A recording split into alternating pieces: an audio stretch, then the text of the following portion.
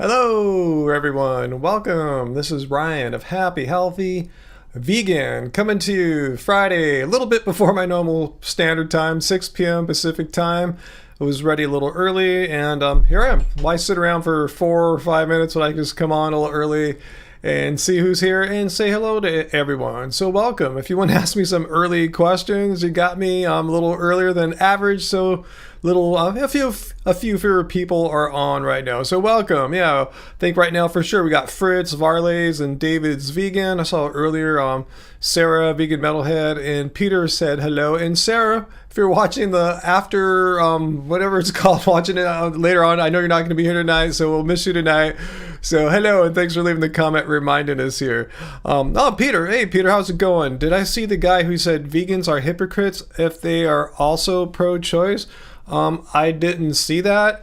I didn't think that had, I don't want to get politics and stuff mixed in here, but let's look at what veganism is. It's a stance against animal cruelty and exploitation. And sure, one could say humans are animals. Well, no, this is talking about humans exploiting animals. So this definition makes a clear distinction between humans and non-human animals. So any cruelty a human might cause upon other humans has nothing to do with veganism. Again, veganism is about human to animal cruelty, not human to human cruelty. It's like saying you couldn't be like a vegan boxer because you'd be hitting and causing cruelty to another human, or you just couldn't get in a fight ever, like a bar fight as a vegan. So no, that doesn't follow. Peter obviously doesn't understand the definition of veganism. Nor do they understand just basic, simple reasoning. So anyone can say anything they want about veganism, but most of the time when non-vegans say things with a negative intent about veganism, it's usually just crap. So anyway, yeah, you got a bell right off to start the night, Varley's. Yeah, a couple times in the past few live streams, I think we might have gotten through 1 or 2 weeks without any bells. I mean, maybe one time I think we did.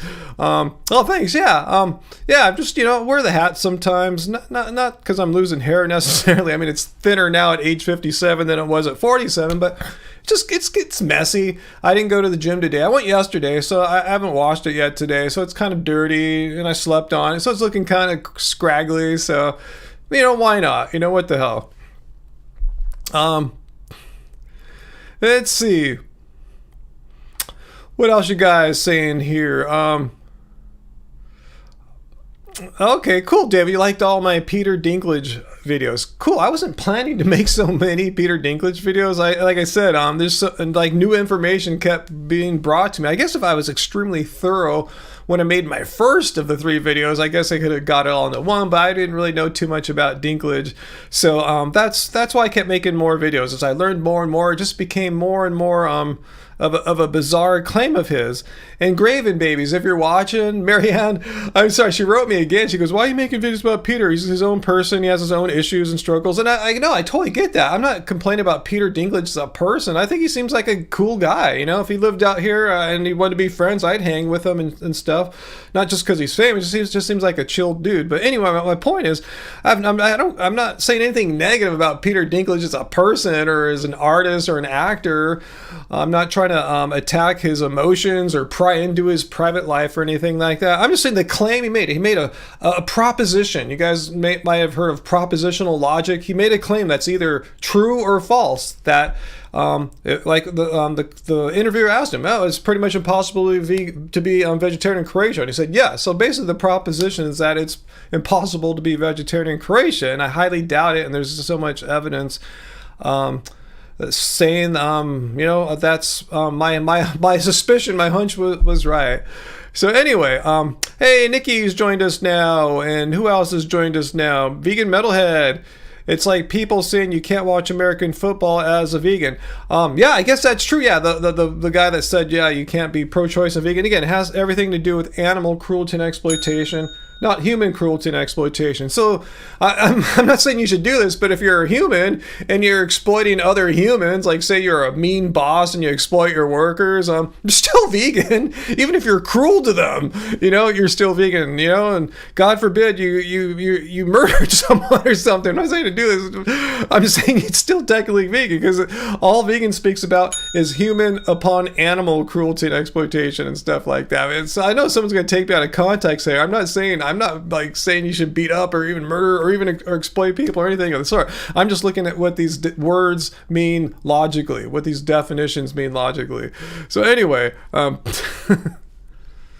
yeah, David, yeah, Peter, I think said, that Mike, the vegan, just did a Peter Dinklage video. It seems like sooner or later, we all kind of talk about the same topics, and Peter said Mike mentioned me, so I'll take a look at Mike's video.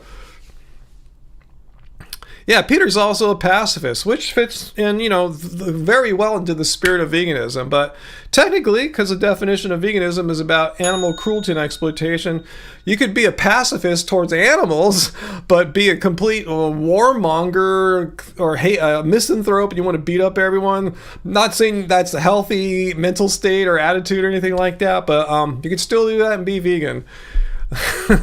It's really about our attitudes towards animals, not other humans. But yeah, I'm more of the compassionate type. I'm compassionate towards animals, and I'm compassionate towards humans too. Even dumbasses that come here and say mean and cruel things about me and vegans in general. Mr. Beast, wait, isn't he having something, getting sued by a bunch? I don't know too much about it. I just kind of know the name. I see it in thumbnails. Isn't he being sued by a lot of people? A lot of controversy, yeah. Hey, Graven, you heard what I said. Yeah, no, I don't think we disagree on anything, Graven. Like I said, Peter, I have Peter Dinklage and Peter Cunnington, Peter Dinklage, I have mucho respect for. I have nothing bad to say about him as a person. I understand he's like me, a human being. We all have our internal struggles and issues, and we all can choose to reveal to the public as much or as little about those personal, private issues. And everyone has the right to keep silent or just reveal a little bit. Totally cool. I'm not calling him out on that. I'm not questioning his goodness as a human or actor or anything of the sort. I'm just questioning the truthfulness of the proposition. Remember, he made a claim that's either true or false. Saying it's he agreed when the interviewer said it's impossible to be vegetarian in Croatia. It doesn't matter who said that. It just happened to be Peter Dinklage. I'm just concerned about the proposition, the truth or falseness, the truthfulness or the falseness of that statement. It just happened to so be uttered by Peter Dinklage. But I have no problems with Peter Dinklage as a person or artist. He's cool. I'm not making hate videos about Peter Dinklage or anything like that. But you've watched me for ages, Graven. You know how I roll here. I don't attack people. I don't have personal issues with people that I make videos about, generally speaking, unless they did something shitty to me personally. So yeah, I have no problems with Peter Dinklage. I just have problems when people say things about veganism that end up being false. And like I said, it just so happened that Peter Dinklage said this, but that's all it is. I just look at what people say, and about veganism, and if it's false, I'll respond with evidence and logic, and that's what I do. But I hope you're cool with that, Graham. I have nothing bad to say about Peter Dinklage. I think he's a cool guy. Hey, Johnny Bravo, how's it going? Let's see. What are you going to do, Vegan Med Hut? You're going to sleep in a box in October, but you have figured out to stay vegan. You're buying vegan pizza since they're serving. What about sleep in a box? I'm not sure what that's all about there. Let's see. Did I miss anything else here? Deem Stars, read the rest of the definition of veganism. Is that what you want? Like, what for? I'll read it, but what, like the whole, just continue on past the box about like other things it denotes or something like that. I'll totally do it. I just want to know, what you're trying to, what extra attributes you'd love to pull out of the definition there, and I'll do it. Great, I have no problems. I don't know if I love him or anything like that. I think he's a nice guy. I definitely don't hate Peter Dinklage, and I'm not neutral. I have more of a positive feeling towards Peter Dinklage. I know you're a big fan. You love Peter Dinklage, and I'm not trashing your hero. I can see why maybe you're a little, you hold him dear and near to you because someone you love, like hero, whatever. whatever, that kind of thing. And I get it. But yeah, try to like take your emotions out of it a little bit, because I'm not attacking him as a person or anything like that. But I know what it's like, when it seems like someone that you hold near and dear to you seems like they're, being attacked or something like that. No, I'm just saying that statement he made about the impossibility of being vegetarian in Croatia, I just don't think it was a true one. And I've probably said some things that were false on my day, and that doesn't make me a bad person. We've all said things that were wrong, and it doesn't make us bad people. We have the freedom as people to say things that are wrong. And hopefully, if we're wise, we will understand at some point later that what we said was wrong and maybe correct a little bit or something. Yeah, we have that ability.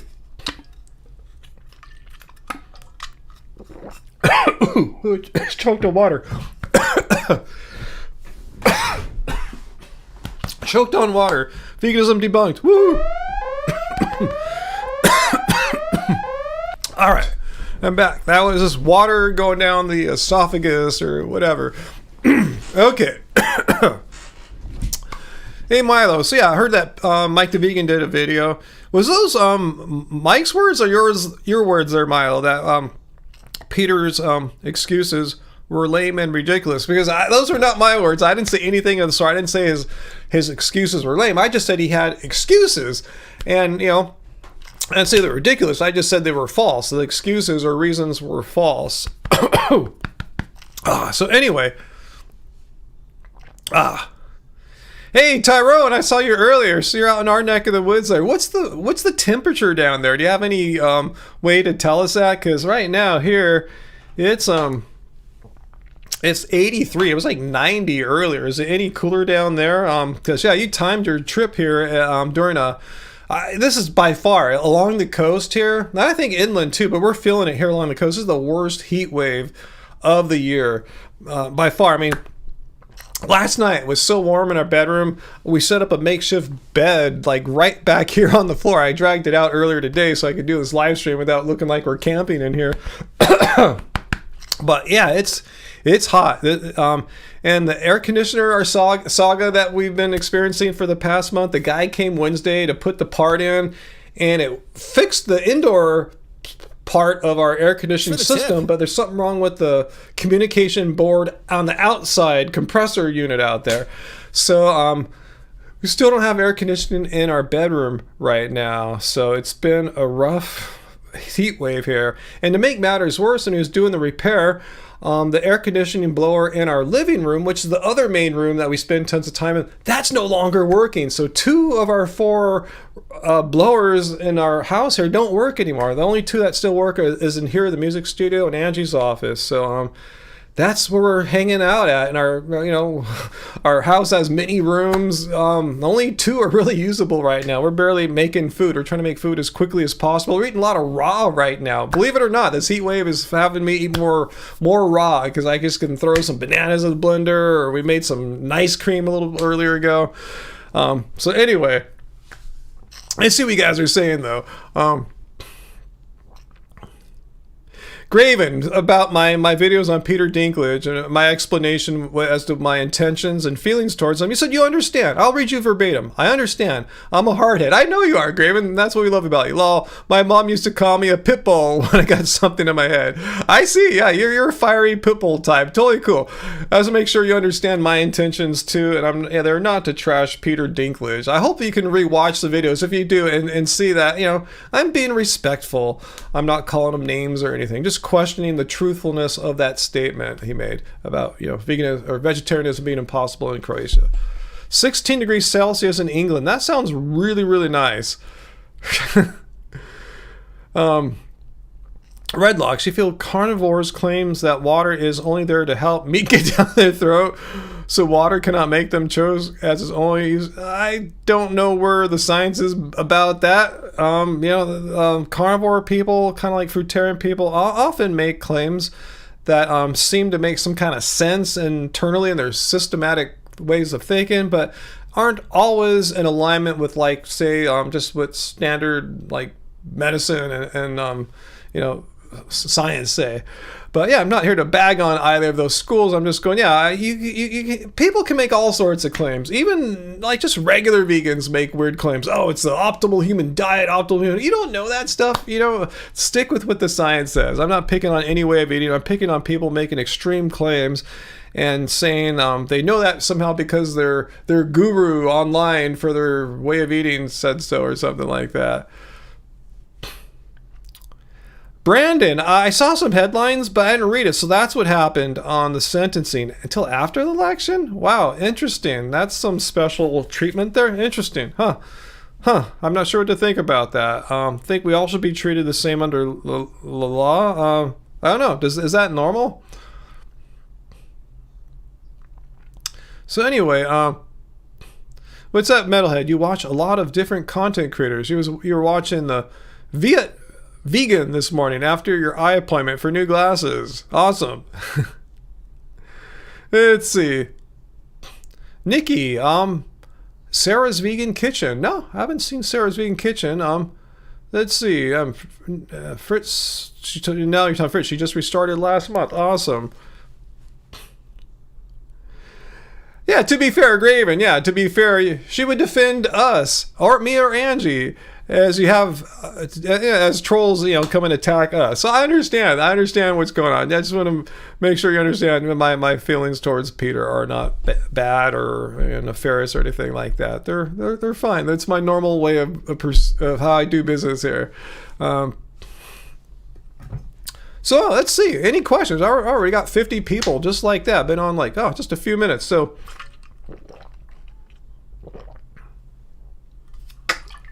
We'll see how this live stream goes. I'm not exhausted today, strangely, because usually on Fridays I go to the gym.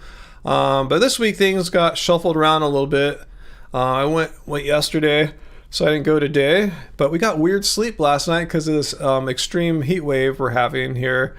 It's so hot here, guys. Seriously, it's like in the 90s where I'm at. It was pretty cool, mid to upper 70s. I'll keep that in mind. Maybe we'll go. Everyone's going to head to the ocean tomorrow, though, Tyrone. So that sucks. I mean, at least for us. I guess we should have got out today. Yeah, I didn't think to do it. But maybe we'll go on a little hike in the late afternoon, early evening tomorrow by the coast and try to feel some cool breezes. But it's been really hot. Yeah, it's getting cooler now. It's only 83, but it was over 90 earlier. And I know people live further inland, like my mom, where it's like a mid 105, 105. It's like that inland places, like more in Los Angeles and Pasadena, 105, even 110 in the valleys. So it's pretty crazy right now. And it doesn't get that cold at night, unfortunately. Like some places in the world, I see when you have hot weather, like in the Bay Area, it usually gets cooler at night. But here, we're lucky to get down to 70. And these inland places I was just referring to, it'll be in the 80s at night, which makes sleeping really difficult if you don't have air conditioning. As many renters and even a lot of homeowners don't have.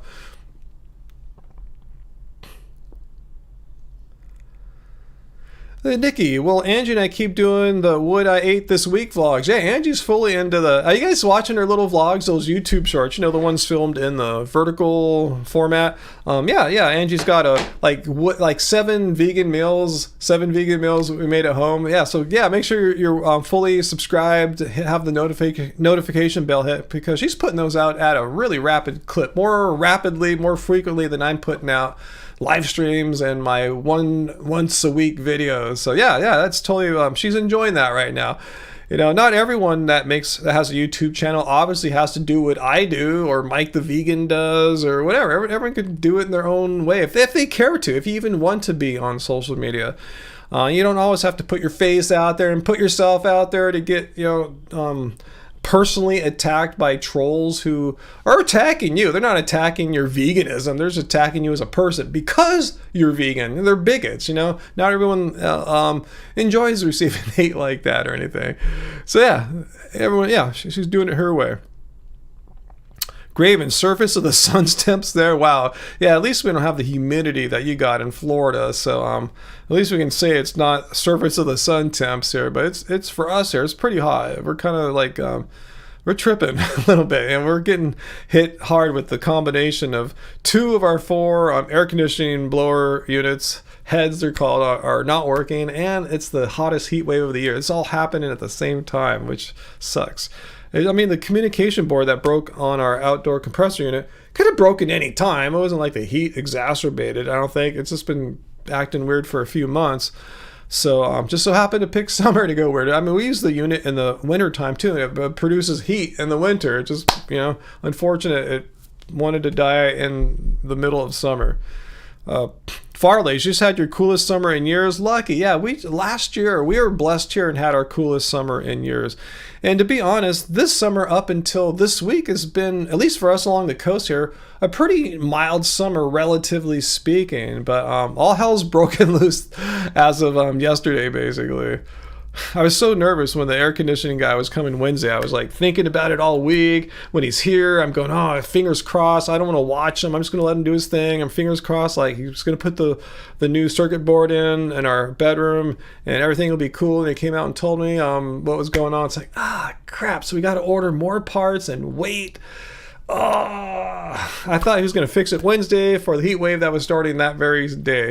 So anyway, yeah, Uncle's the worst absolute time. Hey, for reference sake, what's it like out in your area? Is the heat wave so crazy that you're pretty much perpetually cool ocean area there? Is it how is it going? Because usually you're about like 10 degrees cool. You got up to 80 today. Wow, because yeah, we were in the low 90s once again. So 80's nothing to it's pretty nice, yeah, compared to what we're going through. It's it's still a little warm, but nothing like out here. So you're lucky, Uncle. I mean, it's so warm now that at night, the trick I used to use by having a fan blow cold air right outside the window into the bedroom, it's not working out because it's like 78 when I'm doing that. It doesn't cool the room off all that much. So yeah, unfortunately, we had to come sleep in here last night. I made a fake bed. We got pretty much it turns out we had a bunch of sleeping bags, which we used as cushions, and then more thick blankets as cushions. So yeah, we slept from like 11 to about like 4 or 5, something like that. Didn't get great sleep. Then we woke up around 5 and noticed, our bedroom feels kind of nice now. So we took our pillows and slept the rest of the morning in the bedroom. So I think that's going to be our plan for the next few days. Kind of sleep the hottest part of the early night in here, then move over to the other more comfortable bed if it cools down. Yeah, it's like camping out at home. Angie even put on one of our little speakers here, the sounds of like birds chirping in the distance to make it seem like we're out camping. After a while, I'd be falling asleep, then I hear the bird tweet, and it kind of snap me out and wake me up. And I was thinking too, this ain't realistic because birds are quiet at nighttime, right? I thought they go in trees and shut up, So anyway, it was the spirit of camping at home, sort of. Let's see, Milo, what I think of RFK's campaign to make organic healthy by offering organic food. What do you mean offering? What is he proposing can happen? I mean, there's already organic foods in markets. What's he gonna do to have more organic food offered? Or I'm just curious. I haven't heard about this, so educate me, Milo.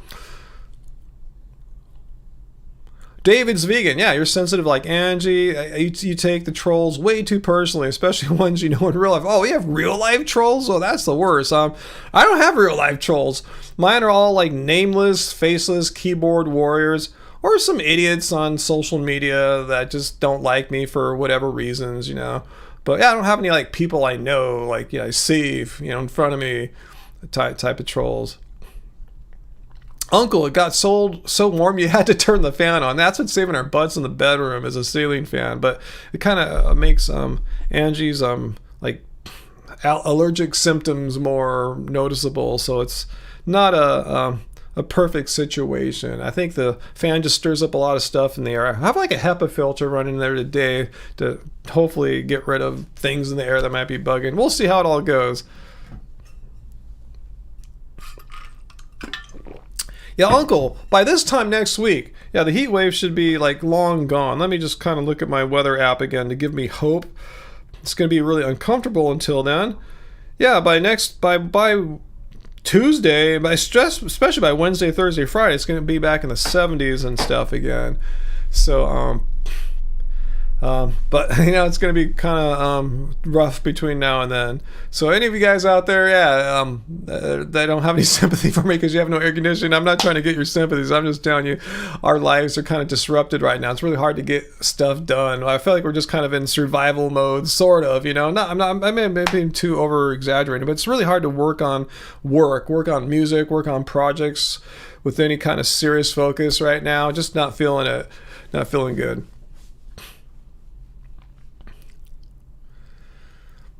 Let's see, Riley. Kamala Harris is very good for veganism, you heard? Been promoting lots of plant-based options. Well, sure, yeah, let me know what you know about that. That's news to me. I guess I haven't been following things like that in news, so let me know. Richard, in Australia, I have lots of Aussie fans. Any plans to make it down here one day? Yeah, we have usually a few Australians watching us, so good day. Thanks, Rich. Yeah, I actually have a fantasy. I wish I could move to like Noosa, the town of Noosa, but I don't think that's gonna work out for me. I think I'm just kind of priced out of moving to Australia, especially to one of your more expensive areas. But yeah, I'd love to visit Australia sometime. I'm hoping once I finally get settled to where I'm gonna live after here, I already have some plans. Moving to somewhere else as my final place, not like I'm gonna die, but a place I want to live the rest of my life at. I don't want to spend it all here. But yeah, once I get settled, and I'm just trying to save and just plan for that future. And I said nothing's happening at any time. Not going to happen this year, probably not next year. But anyway, after I get all that handled, probably start, hopefully if we have funds, if I can afford it, be able to travel to Australia finally. David's vegan. You said you live in a small town. Being vegan is not taken well by some of the old-fashioned redneck types. How do they know you're vegan? What are they like? You wearing a T-shirt and they give you crap or something like that? Let me know. I'm kind of curious how these old redneck types, as you describe them, how they're how do they know you're vegan and what do they do or say to you? Hey, Carl, how's it going? Are you in Australia, Carl? That's what I kind of remembered. Forgive me if I'm totally wrong there. Nikki, anyone else get sudden pressure from acquaintances to go with the Mediterranean diet instead of veganism? Not sure why I'm getting this pressure. Why would they? Oh, well, I know why. I mean, people think veganism is a diet. Switch from one diet, the vegan diet, to the Mediterranean diet. But no, veganism is not a diet. It's a way of living. It's a philosophy.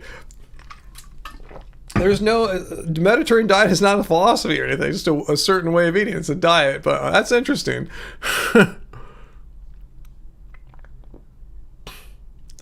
Uncle, take a trip to an air-conditioned mall. Everywhere that has air conditioning right now, especially this weekend, is going to be hella crowded because the peak heat is like happening now and this weekend. So it's going to be crazy this weekend.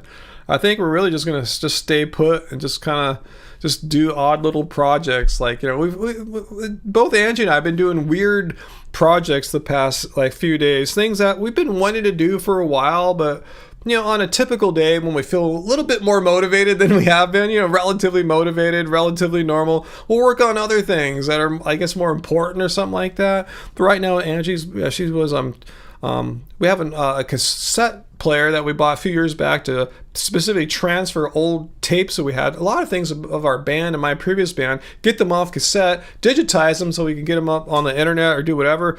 Just done some of that today. This is one of those projects on a normal day. It doesn't sound that fun, but when you're feeling kind of suboptimal like today, that's a good project. My drain in the my shower bathtub has been slowly getting more slow to drain, and I know what's going on, so I finally got the snake out.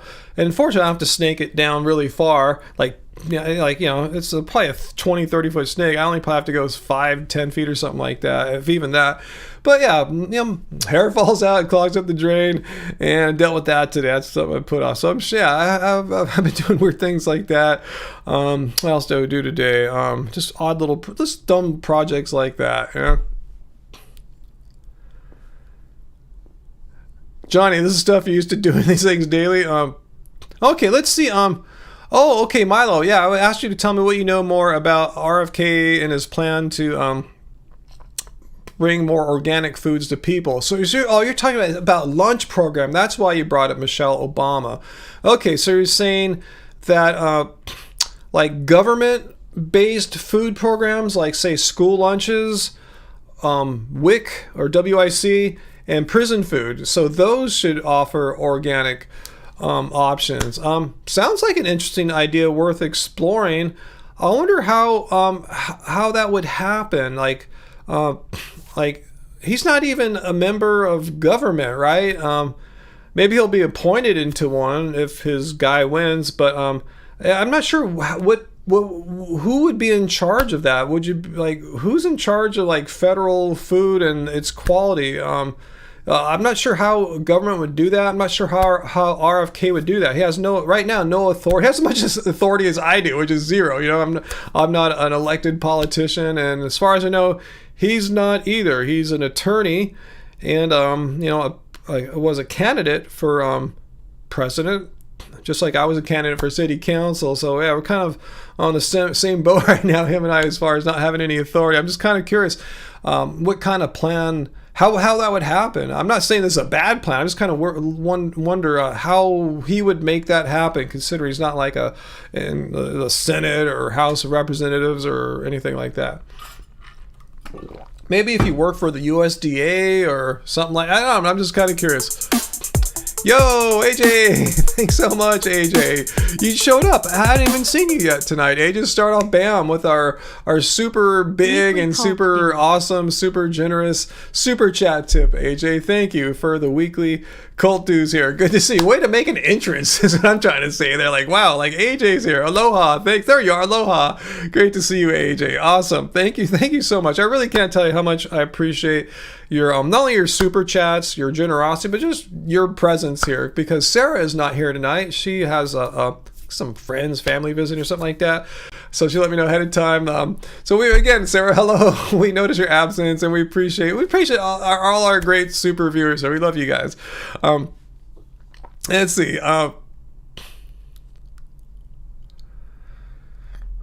Let's see. Milo says Kamala supports animal agriculture because she's not vegan.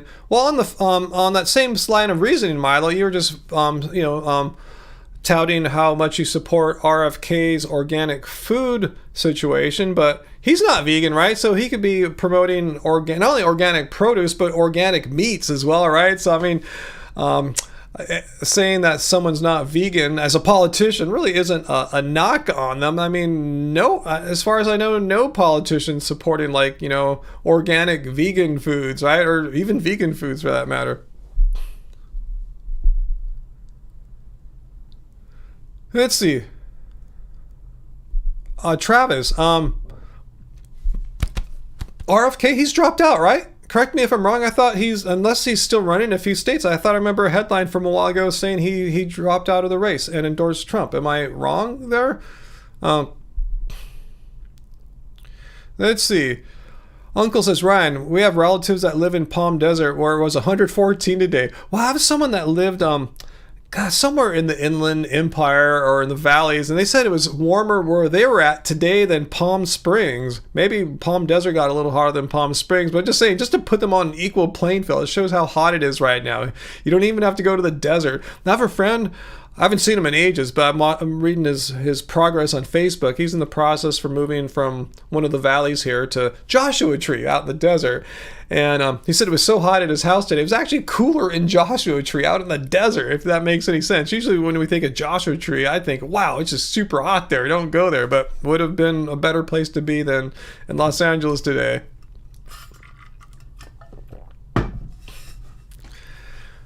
Okay, AJ Venice. Yeah, thanks for confirming what I thought. Yeah, that Carl, that he did drop out. Awesome. That's what I thought. But I mean, maybe Travis is right. Maybe on a few states' ballots, he's technically on there and hasn't been removed. That could be true. I don't know about that.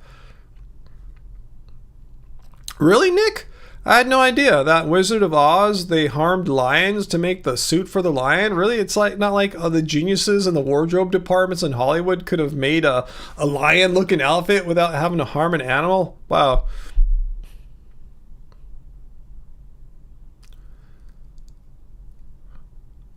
Yeah, I heard that, Travis. Yeah, Vance's mother-in-law's Indian, his wife's Indian. Yeah, makes veggie food in the home. But I heard when he's not at home, he doesn't follow that or anything. But yeah, within the home, since he's eating their food, someone's making his food for him, he eats it like a reluctant vegetarian or something like that.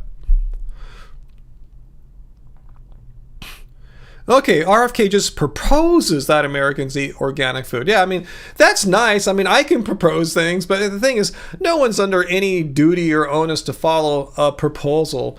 Even Trump could, recommend organic food, and I doubt you less than 1% of his devoted followers would actually, oh, Trump said eat organic food. I will start eating organic food now.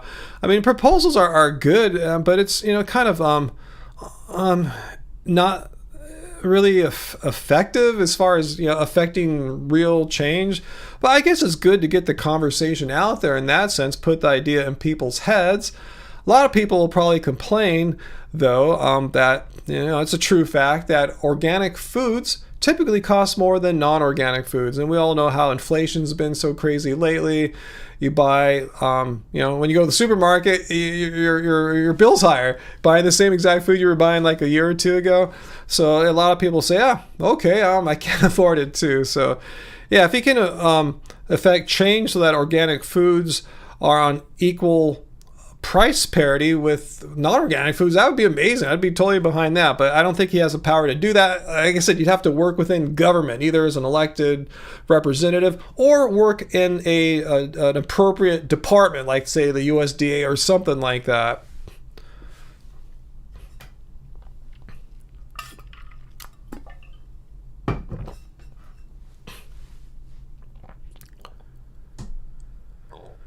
But yeah, let's not make this all political or anything. A good idea is a good idea, and I agree with that idea, but I'm just not sure how it would actually go from him supporting something verbally to actually a change happening.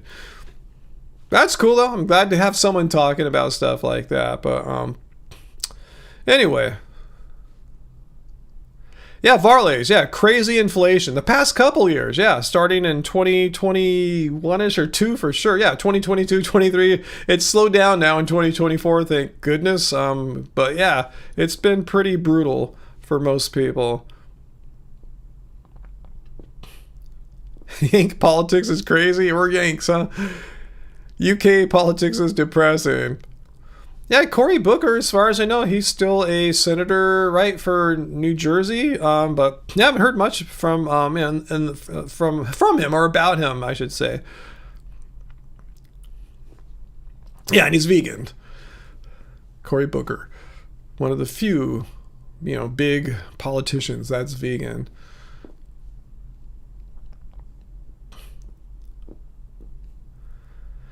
Let's see, Nick, of course we want the whole world to be vegan immediately. That would be something if everyone just went vegan, bam, snap the finger and everyone, 8 billion people went vegan.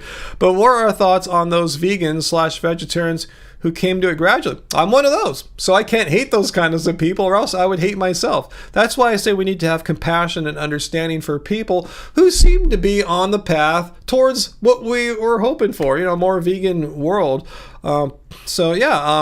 Cutting out animals with 4 legs and 2 legs. Some people, need to have a path like that, a gradual path, rather than going cold turkey. For me, it's both. I had a gradual path like that. And also in one day, cold turkey, I said, why am I effing around like this for? Just let me just go all the way. If I believe it's wrong to harm animals for me to live, because you don't have to do that.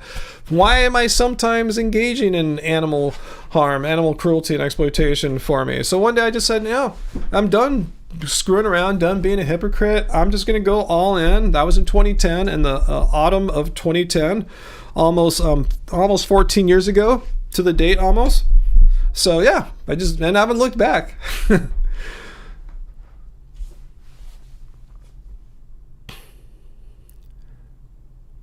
Or we could just eat the rich, as Graven suggests.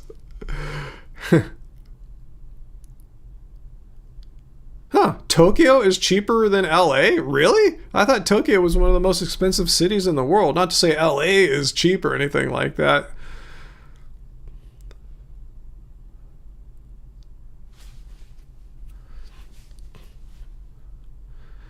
Move through the line. I agree. For an older politician, we've seen some, rambling from, I'm not going to mention any names, from dudes in their like late 70s or early 80s. But yeah, for someone in that same age range, yeah, it seems like Bernie's mind is like, you know, like way more like tight, more what'd you say, super sharp for his age. And see, Varlish, yeah, you were a long-time vegetarian too and went vegan January 1st, 2019. Awesome. Yeah, that's why I say we should have compassion. When we see someone come here, like Parth, who's vegetarian, be nice to them, you know? We want people to not leave our live stream thinking, man, those vegans are mean a-holes. If you're not one of them, you're not part of the cult. And they throw a bunch of hate at you. Let's not be those kind of people. We want to inform them and keep them interested. If they're watching this live stream or content from us and me and Angie, obviously they're hip to what we're doing. They enjoy, like, you know, plant-based eating. So let's be cool to people.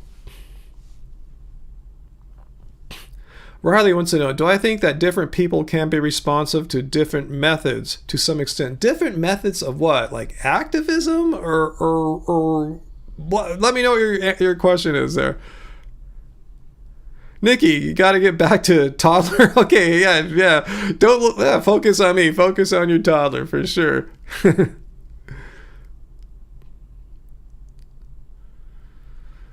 Now, RFK is in great shape. It just shows, doesn't mean anything special. It just means, you know, he has prioritized fitness or what have you more so than average dudes his age. And the same could be said of me. You don't see typically guys in their late 50s like slam dunk practicing and, you know, doing plyometric training like I do all the time at the gym. So yeah, it's something one prioritizes. So yeah, I can respect him for that as well. But it's absolutely not necessary as a vegan. You don't have to be a fitness fan or anything like that. If you want to live a longer, healthy life, statistics says you probably should have some fitness and, you know, eat in a healthy way. But yeah, again, veganism is not about that. It's just having a stance against animal cruelty. But I don't have kids to take care of me when I get older. I probably won't have a big fortune to have a bunch of helpers, or what's that called, assistants or whatever, personal health people to help me out much. So I gotta stay healthy. So that's another reason why I'm trying to live and eat and do things more on the healthy side. But you don't have to do that if you don't want to. But you might have regrets when you get older if you didn't. Just saying.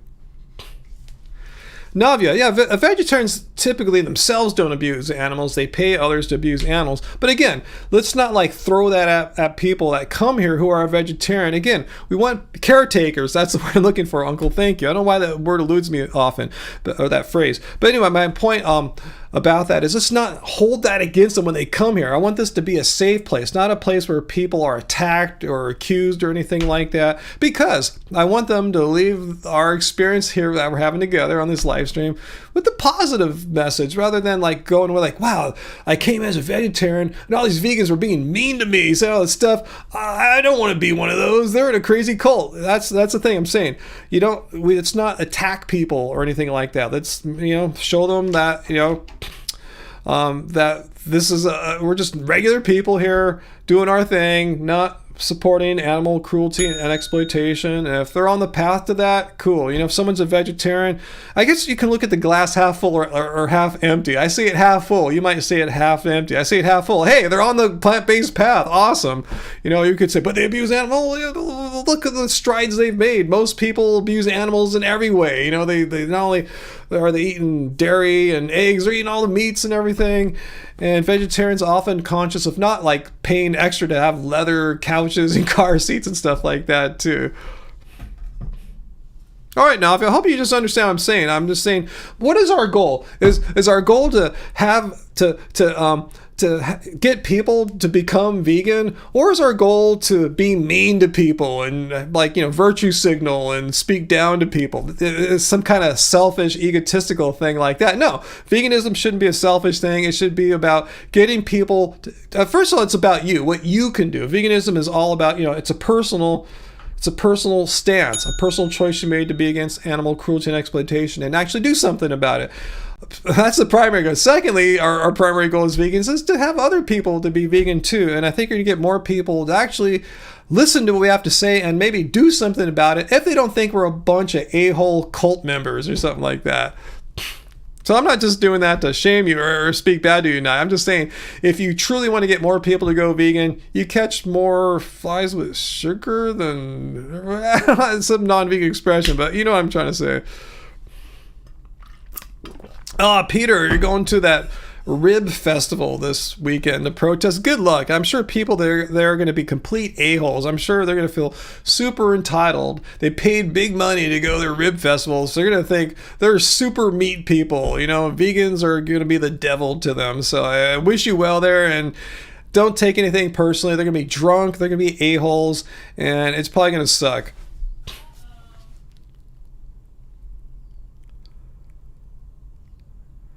Navia, see, that's what I'm saying. I'm not asking you, like, why can't you be kind to someone who doesn't agree with your moral stance? The best way to convince them about what you're doing is not to be mean to them.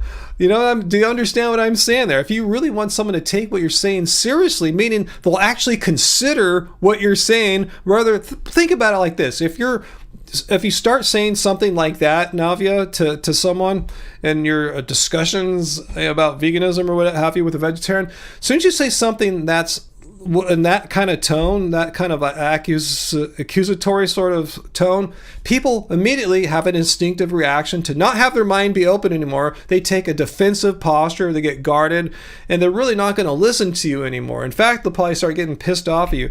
My approach is to give people evidence-based information, give it to them in a friendly way, and I want them to leave their interaction with me with a positive note, like, wow, that vegan dude, wow, he was nice, he was cool, and he's tall, and he played basketball really well today. You're like, wow, I'm impressed, you know, as opposed, wow, what an a-hole, what a pompous a-hole, he called me all these horrible things and stuff. So really, it's not about you, Navia. It's not about your feelings. Veganism is not about your ego. It's about getting more people to be vegan, because if you get selfish about it, then you've forgotten the animals. You need to think about what's the bigger picture here, and it's to get more people to be open to the idea of not consuming animal products.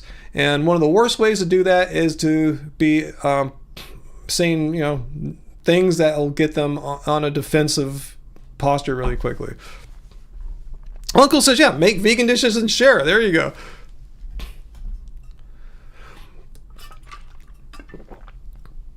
Oh, Peter, speaking of that Rib Fest that you're going to go after, you're going to take it to another level and go after the sponsor of Rib Fest? Yeah, go for it. Awesome. Sounds great. Yeah, Navia. Yeah, they still suck. Okay, you can think that. You can think at the back. Your thoughts are free to have your own. They can be private. They should stay private. But yeah, you don't have to express it to them, but you suck, you know? If you think in the back of their mind they suck, but, you know, that's not a healthy attitude to hate people who aren't vegan. If I had that attitude, I would have to hate most of my family. I would have to hate my elderly mom, you know? I don't think veganism requires, if we look at the definition, that if someone does not adopt this stance that we share, a stance against animal cruelty and exploitation, it doesn't say there, if people don't follow this or believe this, they are our sworn enemies and we need to be mean to them or hate them. That's your, you know, that's what you want to do, but there's no requirement or anything like that. You know, I'm just saying, it's not, you know, you're not like being a, like the best vegan in the world that says, and then go beat up people who aren't vegan or something like that. You know, you're kind of, you know, doing your own thing there.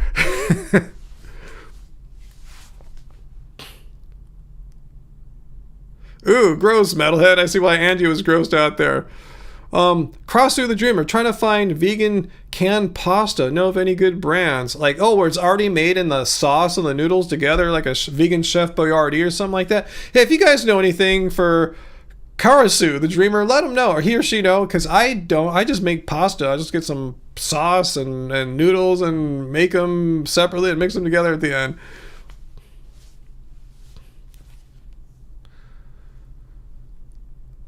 Yeah, Heidi, but yeah, sharing yummy vegan food and letting them see your joy helps. Letting them see, oh man, this food's awesome and you're looking healthy. That's one other reason to, I think, try to be a healthier vegan, because people assume that eating a vegan diet, you're missing all these protein and nutrients that's only in meat bullshit, So anyway, if they see that, oh, the person looks vibrant and healthy, they actually look good, for their age even, that says something right there.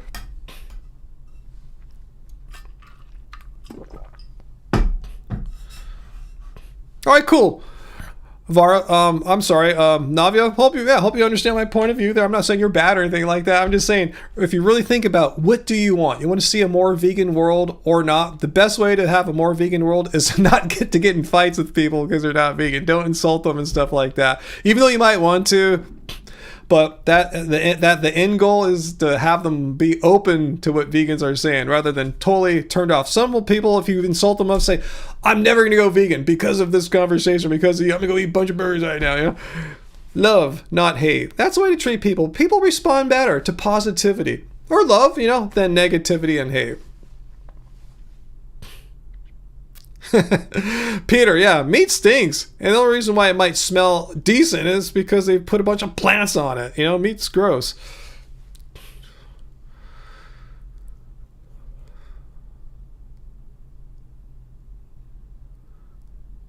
Uncle points out that Amy's has a vegan spinach and cheese ravioli. Oh, thanks for sharing that, Uncle. Yeah, I figured I was going to say probably Amy's or something, but, I haven't bought any Amy's stuff in years, so I wouldn't know. But I had a suspicion.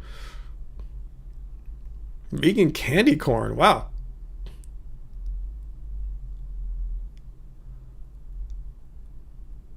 Wow, Graven. Kraft, not cheese macaroni. $1.99. Really? I didn't know Kraft made a dairy-free cheese macaroni for $2. That sounds awesome. What does Milo say here? Who lives amongst the Hare Krishnas? Telling people that consuming animal products is not nice is a loving thing to do. Oh, you can tell them it's not nice, but don't. If you cross that line, I think not nice is as far as you're hitting that borderline. I don't think you cross it. If you cross over the borderline by insulting someone who's not vegan, vegetarian, or even vegetarian, I think then is when they're going to be closed off to what you're saying there. But yeah, not nice. That's probably as far as you want to push it there, as far as throwing some kind of shade on them.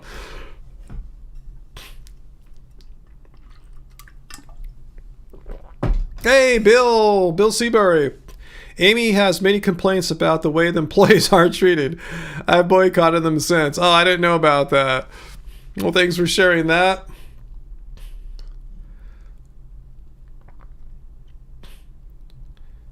Let's see. Peter says, Gary Yorovsky popped up in a video saying he's working on a sanctuary as a board member. Awesome. Yeah, I'd like to be a board member of some kind of vegan organization. Anyone looking for a board member, I'll join.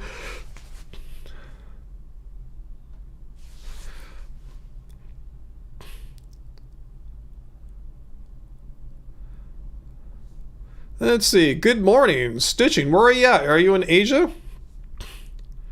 I'm not sure about your username, though. But anyway.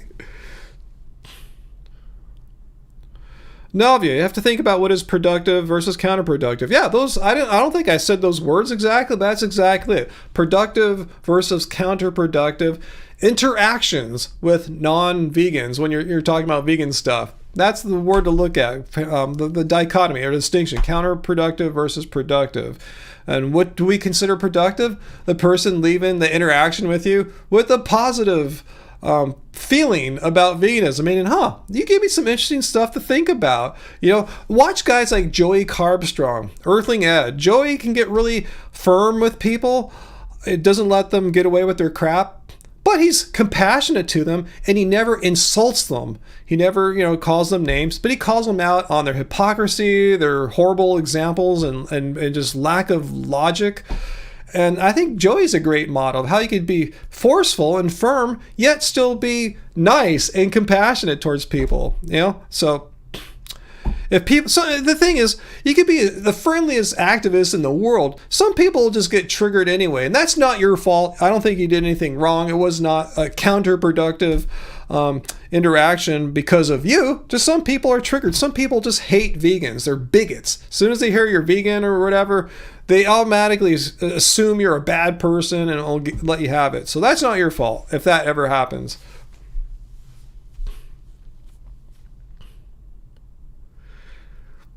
Yeah, Joey's the GOAT as an activist. Yeah, I love watching Joey interact with people on the street.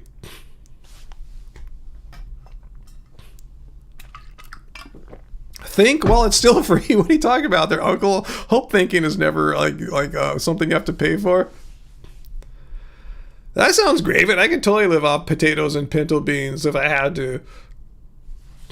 Oh yeah, Angie, yeah, wait some raw right before, just in case any raw people are watching. I don't hate raw. You guys know I have my banana smoothies most mornings. I didn't today because I didn't go to the gym, but for lunch we had a banana mango ice cream a little bit before the stream. Yeah, it was very refreshing in this heat wave to just not cook food, not stand over a hot stove, take some frozen bananas out of the fridge, some mangoes that were frozen. And the frozen bananas are from my banana stash. They were just ripening very quickly in this warm weather. So you got to do something. I couldn't make a bigger smoothie, so the extra ones all went in the the freezer, and we had this nice, refreshing, cool ice cream a little bit before the live stream. Very refreshing. Wow, Varley, you broke your back in the early 2000s, spent a few months living on potatoes and chickpeas. Wow. Riley, do I think that harsh methods have their place? I don't know. Can you give me an example? I'll tell you if I agree. I mean, I off the top of my head, I'm having trouble thinking. What do you mean by harsh methods? That's kind of a vague term. Like I said, Joey Carbstrong, he can be very forceful and strong in his interactions with people saying nonsense about veganism, but he's never disrespectful. Like I said, he'll call out their bullshit, he'll call out their logical inconsistencies, hypocrisies, going off track, not responding to just making up a bunch of nonsense. Is he forceful? I mean, depends. We consider force, or what do you say? What was your word again? I forgot what you're describing there. Harsh methods. That's just kind of vague. What do you mean by harsh methods? Like, if someone says, "Hey, I'm not vegan," and you respond saying, "Hey, you're an effing a-hole," I don't think that's ever effective. If that's what you mean by harsh methods. If someone pipes up and says, "I'm not vegan or vegetarian or whatever," and you immediately insult them, I cannot think of a scenario how that's going to result in that person going, "Oh, yeah, I think I'll start eating vegan now," or something like that. You know what I'm saying? I don't see how you go from point A to point B there.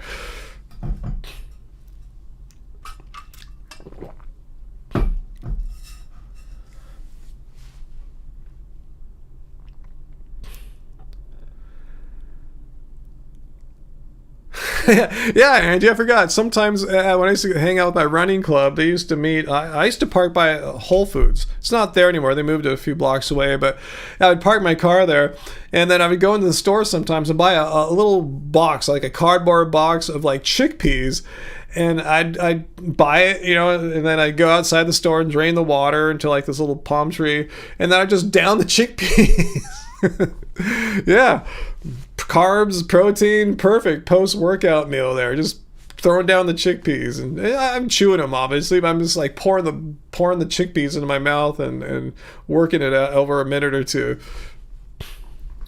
Yeah, and tonight we have Tuscan kale pilaf ready to go. We kind of pre-made it. It's all in the what's that called? The Instapot. And just waiting for Angie to hit like 21 minutes and start. And I'll give her the cue when I'm ready. Hopefully she'll get it. I remember one time I gave her a cue from the live stream. She didn't respond, and she didn't get my message. So it was we had to wait another half hour. So I'm gonna make sure I hear back from her this time. Hell, I'll call her if I have to on the phone.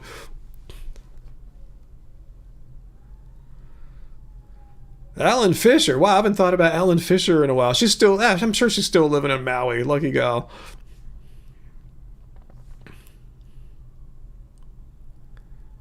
Homemade tofu, Nikki. Wow, never thought about making homemade tofu. Wow. Let's see, Karasu the Dreamer. Tabitha Brown is my favorite vegan activist. I definitely plan on sharing tab time with my future children if I end up adopting toddlers and or preschoolers.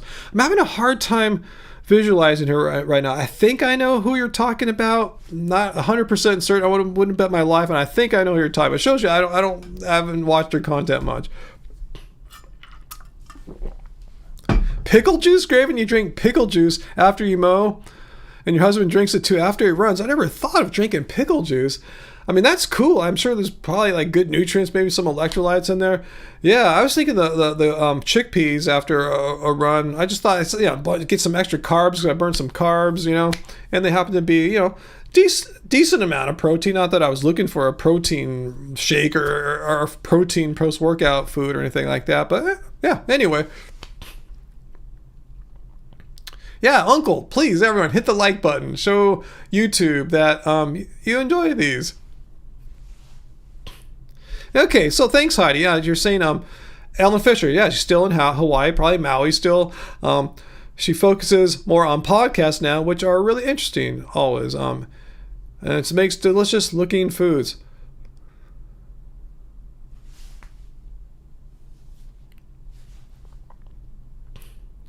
Well, Angie, you know who Tab is? God, I'm having a hard time placing Tab's image in my mind right now. JJ, will I get man boobs from soy? I don't know. Do you have man boobs already? Most, let me put it to you like this, JJ. If you go out and look out into the world and see what kind of guys have man boobs, it's typically not vegans. It's usually guys that eat a bunch of steak and bacon and tons of meat. Very rarely do I see a vegan that has man boobs. 9 times out of 10, it's some heavy meat eater bro.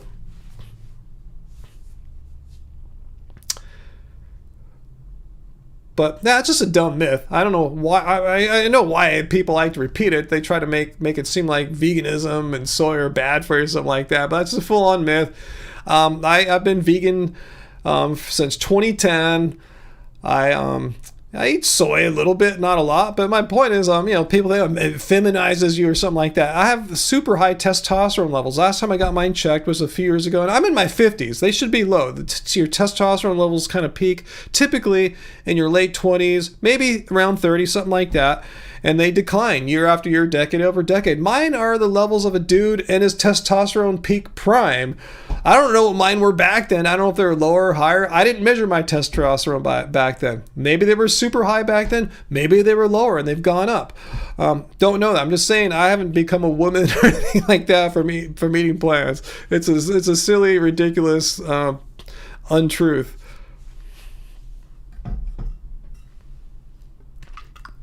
And as Bill points out, I can't pronounce that. Is it an intersex condition not caused by soy?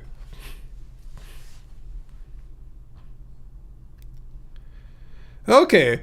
Thanks, AJ. That's still not helping me put a visual on her face. Tabitha Brown is an actress in LA who has vegan products at Target. I'm trying to remember who she is now. Damn.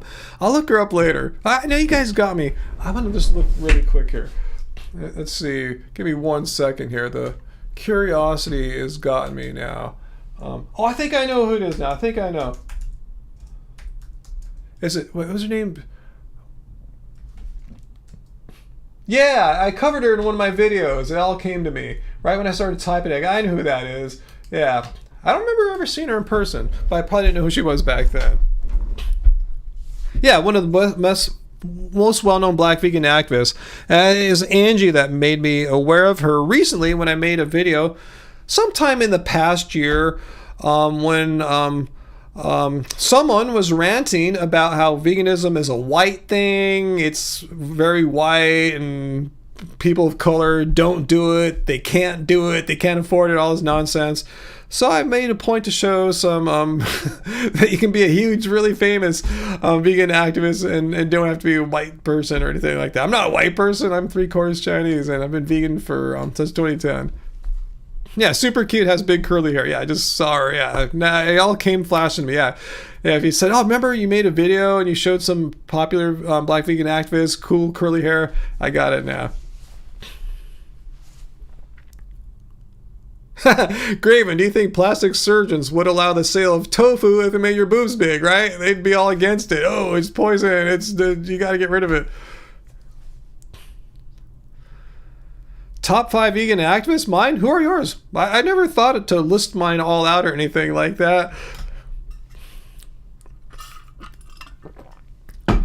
Tab calls her hairstyle Donna. Nice. Like Donna Summer, or just calls it Donna?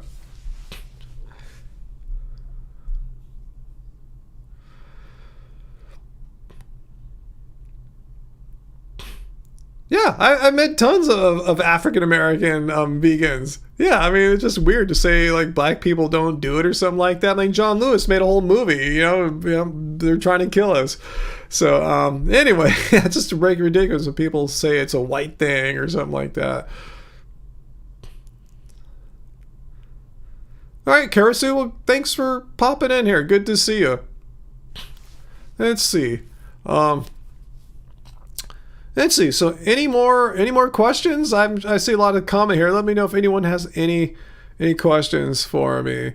Oh, Graven, you can't watch Earthling Ed. He looks like your ex-husband. Oh, wow. So you must have had a hot ex-husband. I know VD thinks Ed's super fine, right? She can't believe he's vegan. But that's cool. He had a hot ex-husband. Cool. Just tell yourself, did your hot ex-husband speak in such a beautiful, posh British accent? Probably not. So it's you can keep the distinction.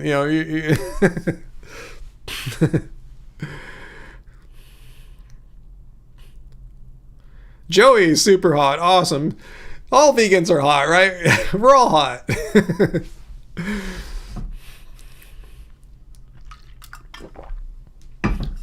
Yeah, that's true, Carl. Yeah, we met Ed too at a Veg Fest. We're on a vegan activist panel many years back, maybe 2017, 18, something like that. Seemed like a really nice, chill dude, just like he seems in the vids, Bill, no, you're hot. We're all hot. We're all hot because we're vegans. No, we've never met Joey. The closest we ever met to Joey is we participated on a 24-hour live stream for an animal sanctuary. I think it was in England. No, it was for Sail Ranch. I remember who's that vegan filmmaker guy, Angie? I forgot his name right now, but he was doing a 24-hour live stream for Sail Ranch, who we've been patrons or supporters of. Anyway, yeah, Joey was on it, so we got to interact in real time, live video. That was the closest we ever got to hanging out with Joey, and that was cool. He seemed like a really cool, fun guy, and yeah, I wish we could do some work together, but we are separated by enormous distances. You'd forget how to speak if you met Joey. That's awesome. I think me and Joey just hit it right off and go out and talk to some numbskulls and see how it goes. Hey, Jessica, you just joined us. Oh, you can be as late as you want. It's all good. You follow a few black vegans like Ghetto Vegans, something like that, and Fabulous Veggies. Yeah, like I said, there's plenty of African American vegans, black vegans, ones who are on social media, activists out there, and ones who are just quietly, privately, doing their vegan thing.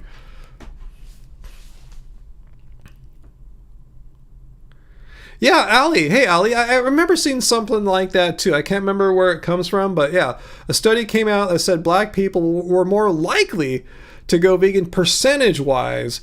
Not sure. I didn't read all the fine details of how that works out, but yeah. Yeah, Angie, that's how we hooked up with Sail Ranch, that live stream we did with Joey Carbstrong. Yeah, Chris, I forgot his last name. Not Zombie Chris, but I forgot his last name. He's from England. At least he has a British accent.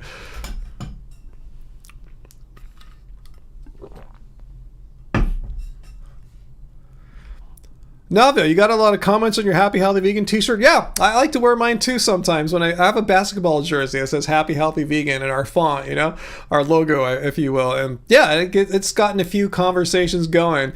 And again, Navia, going back to what you and I were talking about earlier, positive conversations. When people ask about veganism at the gym, I'll show you, I'm 57. You see all the stuff I was just doing out there during the games and stuff. It starts conversations in a positive way. They're curious, they're interested. Militant vegan girl. That name does not ring a bell, but I don't watch really that many vegan people on YouTube. I tell you, I'll watch Mike the Vegan, and most commonly is Joey Carpstrong. I like just watching him interact with people on the streets, and Ed to a lesser degree. Not to say I don't like Ed as much. I just somehow the YouTube algorithm suggests more Joey videos to me, and I enjoy watching. Bang my mic. I enjoy watching the Joey Carpstrong vids.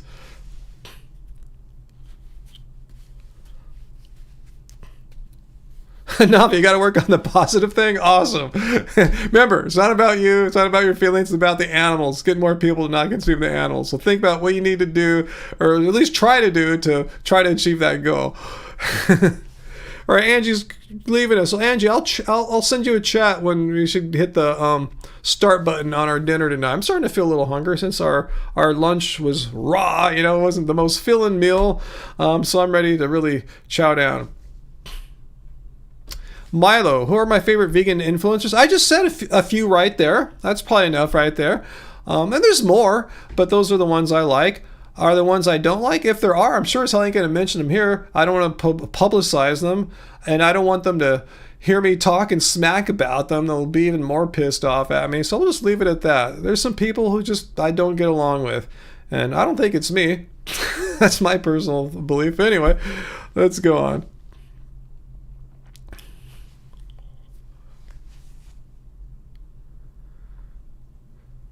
SNF Games. TVT does a real great effort and is a sweet person as well. The vegan teachers out here talking about their TVT.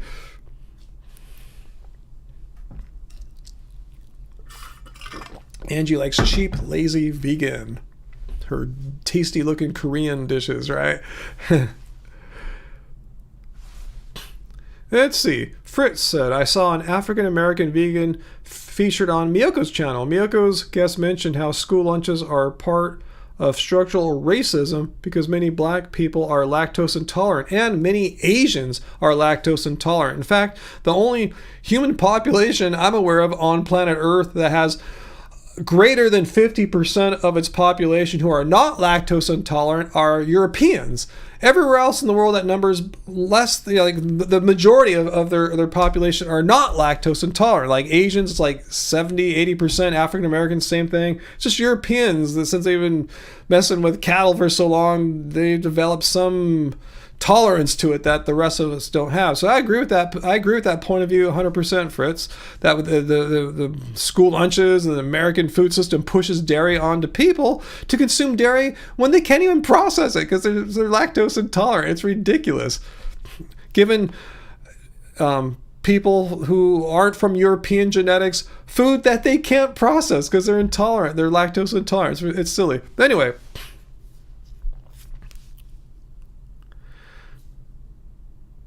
Yeah, it's something like that, Heidi. Once you factor in the entire world, not just Europeans, when you factor in all the rest of the people, it's way over 50%. Something in that ballpark there, Heidi. Most people on this planet who are on this planet now and whoever lived in the past are not lactose tolerant. Most of us are lactose intolerant.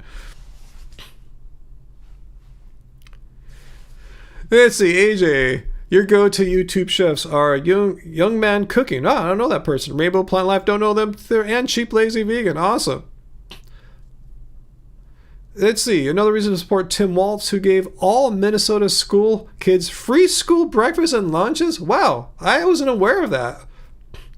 Socialism is horrible. Kids getting free meals at school. That sounds like a good use of public funds.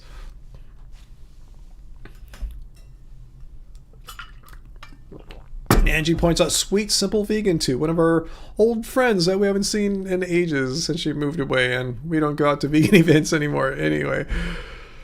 Jasmine and Chris. Oh, you're going to really dip now? Awesome. Irene Young, not aware of her as well, Jessica. Nava, your parents won't give up ghee. You tried. See, you can't hate your parents, right? You shouldn't hate your parents. You know what I'm saying? You can't be mean to them. Don't. But yeah, I'm saying, yeah. I don't want to throw that back at you there. So you're, yeah, probably of Indian descent, right? I can kind of guess from that and your name. Yeah, ghee. That's just like, yeah, it's hard to, so it's hard when you're dealing with Indian cuisine. You have to read, if you get, getting some on the menu, read it carefully, make sure it's vegan, make sure, there's no ghee in it, tell them you're vegan. Because, vegetarian, super easy to find in Indian culture, Indian restaurants, but vegan's a little tougher. Not impossible. There's vegan Indian restaurants, or at least around here, there's some restaurants that are Indian that have vegan menus, like, a whole part of their menu devoted to what we're about, no ghee or dairy or anything like that. And Uncle points out, yeah, there's some great recipes in our cookbook. I see our bot chatting about it every once in a bit. If you see Streamlabs, I'll give a link to our books. Okay, AJ points out, young man does vegan Asian dishes. And Nisha from Rainbow Plant Life features vegan Indian food. Was that Nisha Barton, our old friend Nisha? I wonder if it's one of the same person. I just saw one of her videos of hers recently. I haven't watched her in quite a while. Oh, and they make vegan ghee? I didn't know about that, AJ. Awesome.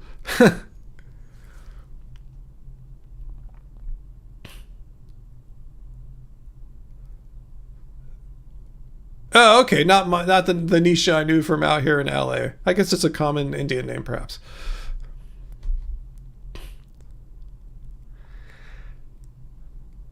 Riley, do I think that using the H word, the Holocaust, or R word, I don't want to say what that word is, I think, and being honest is bad? I just said the Holocaust right there. Well, my point is, I don't think it's a productive word to use. If you're trying to get like some non-vegans to consider going vegan, if you proceed like this, oh, so you guys eat meat, so you are aware you're participating in an animal holocaust. If you start going down that words, Holocaust, I know is a noun. It doesn't necessarily mean the Jewish Holocaust. If you just the word alone, though, is triggering and gets people thinking in a way that's probably not going to be conducive to having a interaction with you as a vegan activist. That's going to result in what I've been talking about tonight, meaning they come away with that interaction with the positive attitude towards veganism, meaning that, oh yeah, what that vegan activist guy or lady said makes some sense. They raised some good points. They weren't insulting. They didn't call me like a horrible person or anything like that. They didn't insult me as a person. Because again, as soon as you start insulting people, conversation over. Oh, oh hell yeah. Yeah. All right. Those a little bit. Don't like being vegan. Angie bought me some grapes. Continuing the raw food here. I know, but we need to keep high food. And speaking of the R word, if I think I know what you're talking about, if someone is logically inconsistent, makes horrible arguments, you don't want to insult them by saying that they have like mental disability issues. That's a personal attack. Just because you're not impressed with their intellect, let's say, doesn't mean that they have they're mentally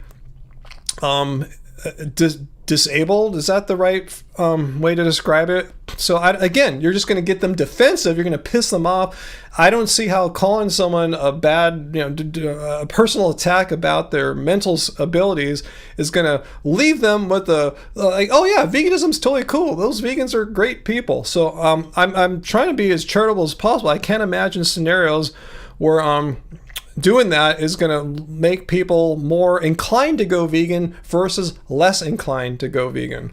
What do you think? Let me know.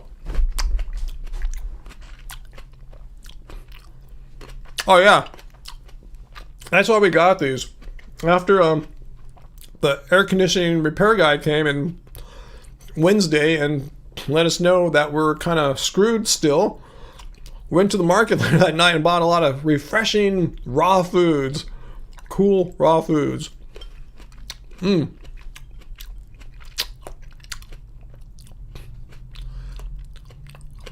Oh, you meant the breeding process. Oh, not sure what that was there. But anyway, hope you understand my point of view there, Riley. Either way, whichever R word you're picking out there, Holocaust H word, hope you understand my point. Veganism, it's not about you. It's not about your feelings. It's about the animals, first and foremost. And secondly, the goal of veganism is not to make your ego, stroke your ego and feel, oh, I'm so cool. The goal is to get people to go vegan.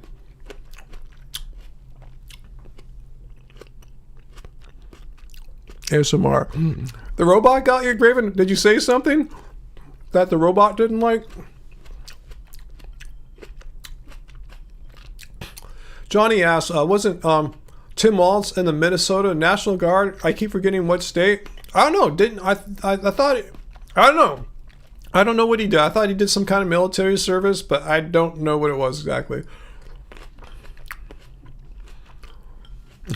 I'm glad you like that, Heidi. I'm sorry, guys. I have a really good microphone here. Like, it's way overkill for making YouTube videos. This is like a studio recording mic. It's a professional voiceover type mic even. So it's going to be a little bit more sensitive than like the Shure SM7s that you see all the podcasters have. Those are good mics, by the way. Uncle, I never watched any of the debates. The last one, I watched maybe a minute.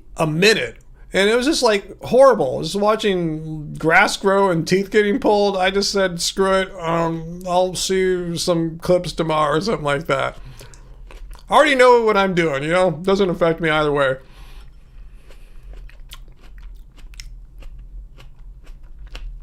Oh, Graven tried to say the word referring to. Oh, I think I know what you're talking about. You're talking about SA, sexual abuse, animals, that kind of thing. What happens in like dairy.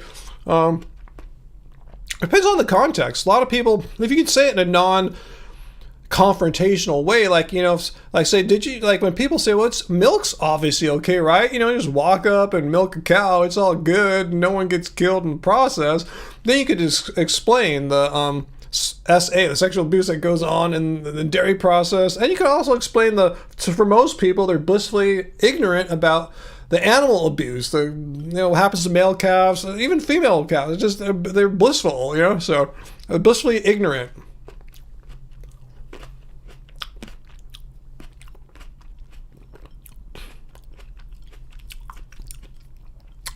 Johnny, you army guys make fun of National Guard because they're undisciplined. I had no idea there was like a little thing. That's cool. I didn't know that.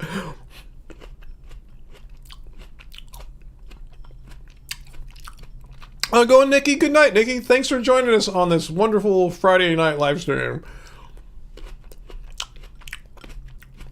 Yeah, I like all types of grapes too. Angie was pointing me towards some red ones yesterday. I said, let's just get some classic green grapes here. They're so fat and juicy and refreshing and hydrating. You know, I think we made the right call.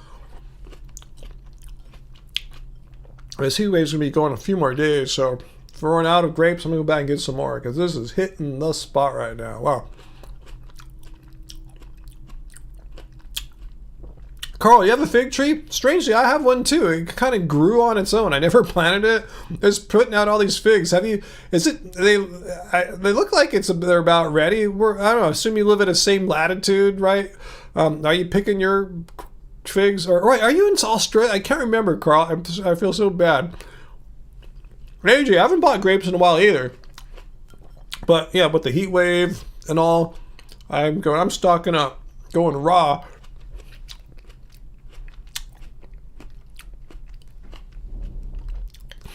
Oh, Heidi had grapes too. Awesome. I used to like Fig Newtons when I was a kid. God, I think they're vegan, right? Because I remember getting some when we went camping before, specifically checking to see if they were vegan. I don't know if I got Newton brand, but anyway, you guys know what I'm talking about. Yeah, you know it, Uncle. Why get grapes from somewhere else when we're already in California, right?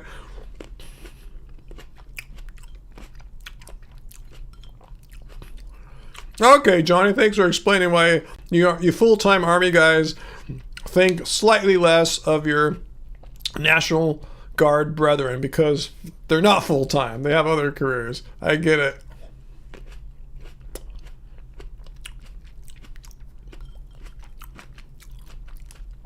Milo, Tyr doesn't the waltz. What's that? You're talking about Mike Waltz. He's a hunter. I didn't know that, but I know his daughter, Hope, I believe her name is a vegetarian. So, he's got some connection there to a plant-based person.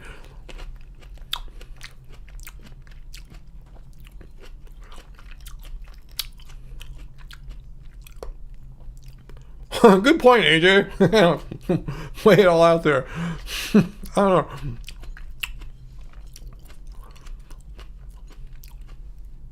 This was a great idea, Angie. Thank you if you're still watching.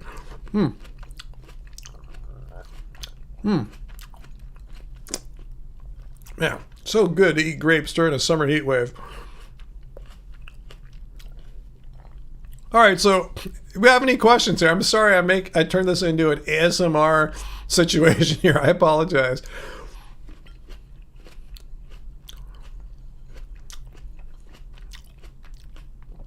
Anyway, anyone have any questions? Where's all the people lurking? Is there anyone watching in the background right now? Just come out and someone who wants to debunk veganism, tell me why it's wrong. Let us know.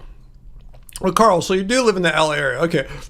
Years ago, you had a fig tree planted more by simply cutting off a branch and sticking it in the ground. Foo, if you're watching, Foo, we miss you. I think he got mad when Angie asked him to refrain from using words that describe some very private parts of the body. And I don't think he was happy about that. But we don't mind you. We like you. I just said I wanted our stream to be, friendly for people of all ages, As adults, we can all handle that. But I know we have teenagers that watch too. I don't want them to be, turned off or scared or anything like that.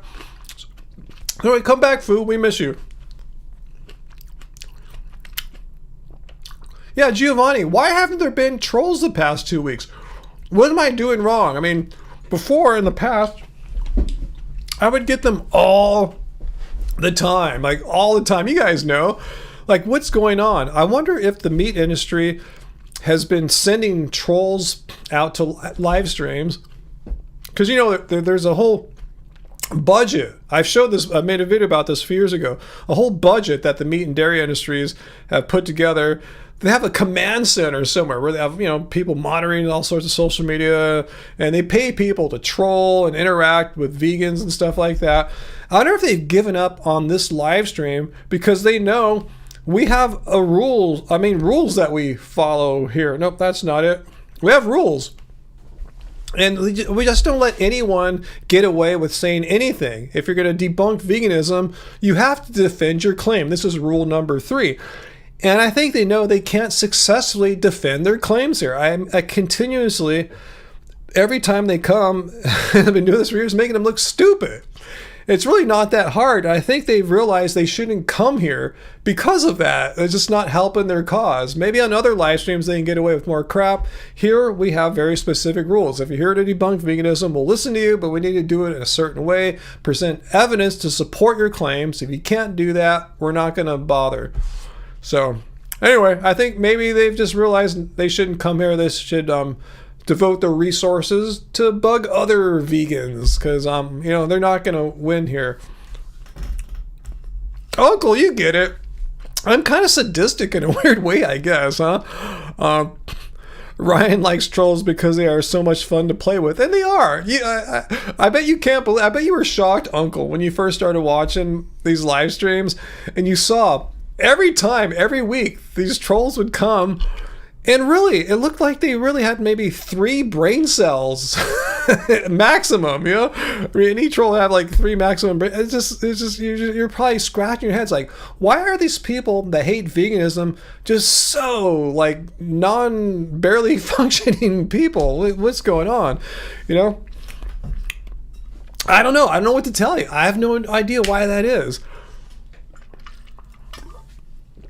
Good point, Travis. They all went back to school. They're in 5th grade. Oh, maybe that's it. But the people have been trolling me throughout the years, every season.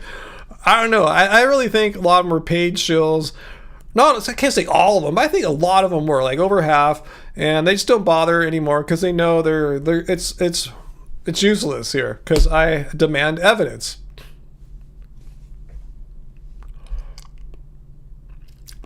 Ali, you're just lurking. Ali Brand, you can pretend to vote. No, it doesn't work when someone pretends to debunk veganism. Someone's got to be serious. Oh, great. Yeah, back to my point about trying to keep my live stream more rated PG rather than NC-17 or something. Yeah, keeping it PG is nice. Other vegan live streams keep it PG too. I hope Fu Man Poo can appreciate my channel boundaries. Yeah, thanks, Graven. Yeah, I mean, everyone's free to have their own boundaries, and I just think that these live streams should be inclusive for everyone of all ages. And even if you're not vegan, this is a safe place for everyone to come and discuss things, and you shouldn't feel disgusted or threatened or anything like that. That's my goal. Do my expectations always get met like that? No, sometimes it doesn't work out for whatever reasons, but that's what we at least aim for here. Rather than just no holds barred, just YOLO, do whatever you want. It's all good. We're not like that. Ali, yeah, we've heard that one before. Well, how if I was on a deserted island and there was like infinite banana trees? No one ever threw that one at me before. It's funny how desert islands don't have fruit, or deserted islands.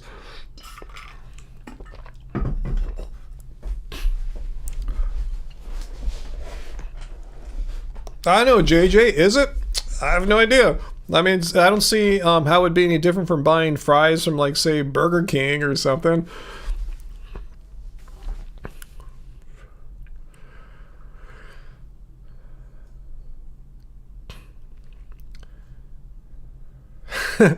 Alan, you're lurking. What I'd like to discuss? Well, you can just hop right in the discussion. If you're lurking as a vegan, I'm sure what you'd want to discuss would be different if, say, you were lurking as a non-vegan, or if you're an anti-vegan, you'd probably want to discuss something differently. So let me know if you're an anti-vegan, meaning you really think us vegans are bad people, or you think veganism is some kind of misguided concept or something like that. Let us know. I like to hear people's negative thoughts about veganism and see if I can set the record straight. So let us know. Navia, why are you going to get banned for?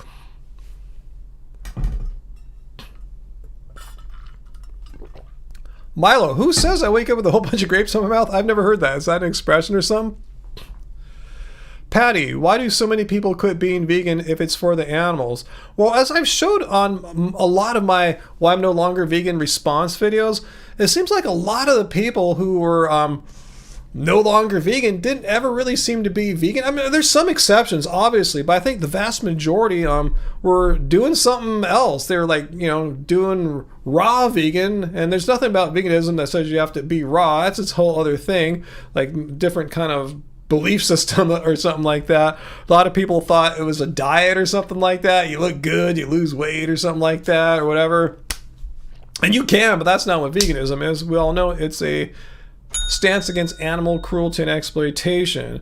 So I think, it was kind of trendy a while ago. A lot of people got into it for various reasons. A lot of these various reasons didn't include like the ethical stuff. It's like, oh, it's healthy. I look great in a bikini, or I'm going to get strong, or be fast on a bike or something like that. So you come to it for those kind of, I don't want to call them superficial reasons, because, health and stuff like that aren't superficial, but, non-ethical reasons. It's not as compelling of something you might want to do for the rest of your life.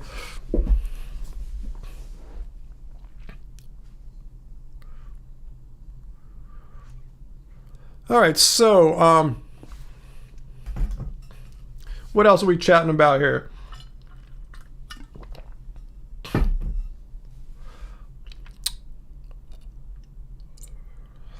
Riley asks, aren't most ex-vegans raw vegans or something?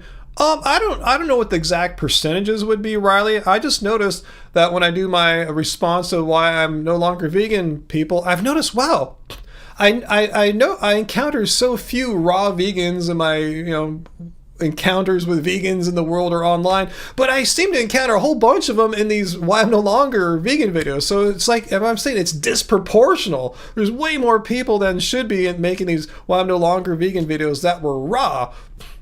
which is, to me, is kind of an interesting pattern. Not trying to say any kind of cause and effect there, it's just kind of a red flag sometimes.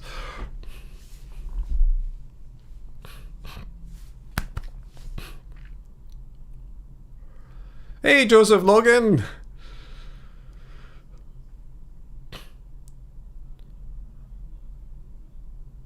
AJ, you have mild arthritis in your knees, makes going downstairs a bit ouchy. Oh, wow. I didn't know that. Yeah, I go downstairs kind of slowly, but I think it's because of my build. I'm tall, I have long legs. I fly upstairs like way faster than your average person. I just sail upstairs.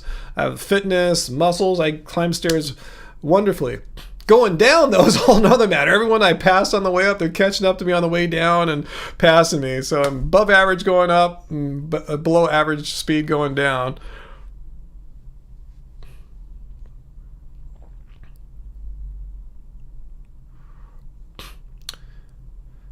Yeah, Samuel, yeah, many raw vegans are doing well and healthy.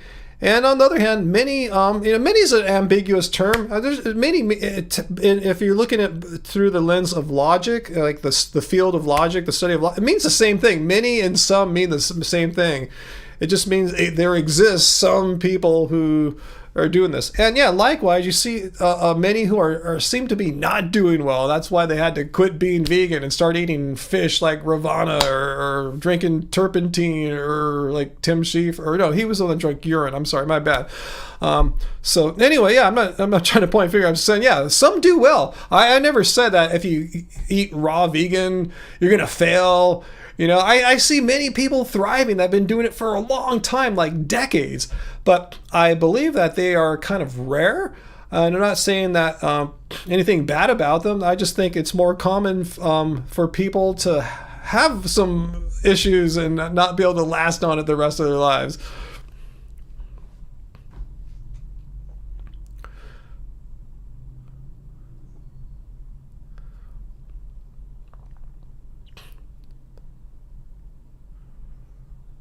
Oh, I didn't know you had arthritis too in your knees as well, Uncle. Well, I'm so lucky. I'm still able to run and jump pretty well.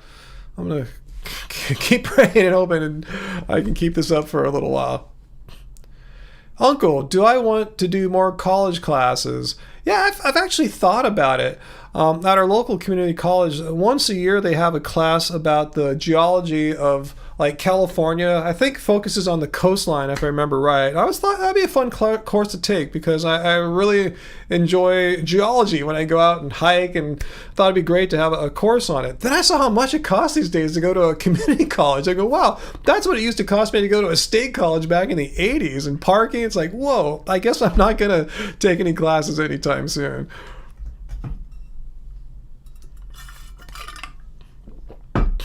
Riley, no, I don't recall Vegan Foot Soldier saying we shouldn't be promoting mock meat. I mean, if you like fake meats, cool. If you don't like them, cool. You don't have to eat them. I don't see anything wrong with eating them, but they're not usually the best thing for you. But sometimes it's fun to rock a vegan burger sometimes.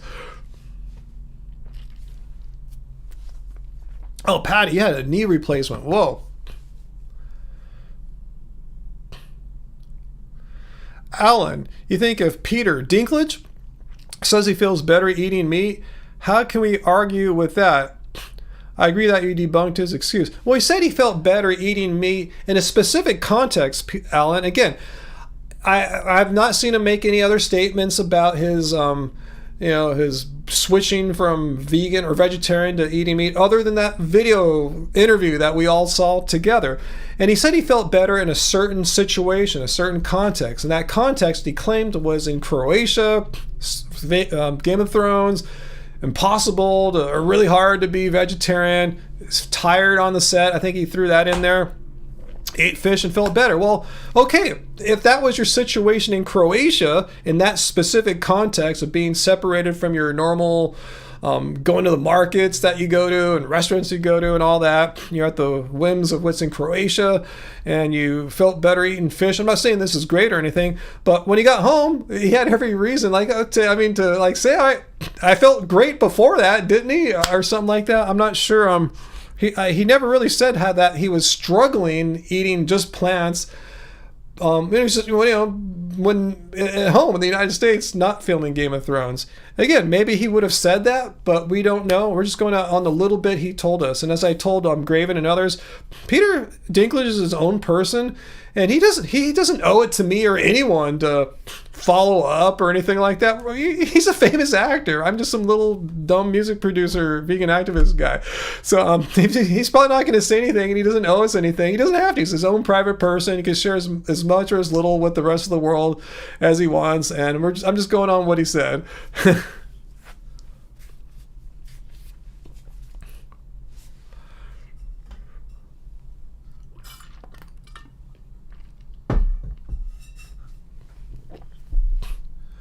Well, I missed your whole discussion there, Graven, about body acceptance or something like that. So I see you guys kind of chatting about that. Hopefully it's all going good there. It looks like everything's cool.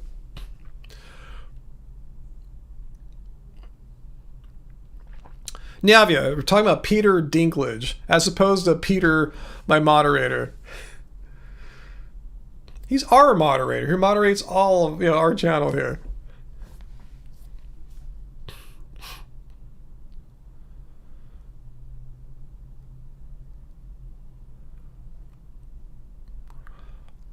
Riley, do I know why David changed his activism approach?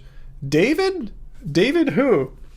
Did I miss a question before that? I'm not sure who I'm trying to think of David activists. I don't know what you're talking about. I'm probably going to feel stupid in a few minutes. Like, oh yeah, of course David, but let me know who you're talking about there.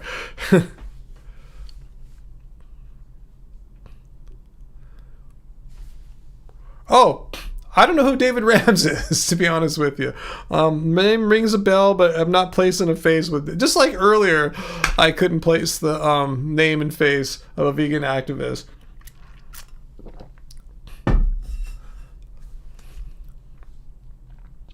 Let me look him up really quick. See if instead of me sitting here wondering.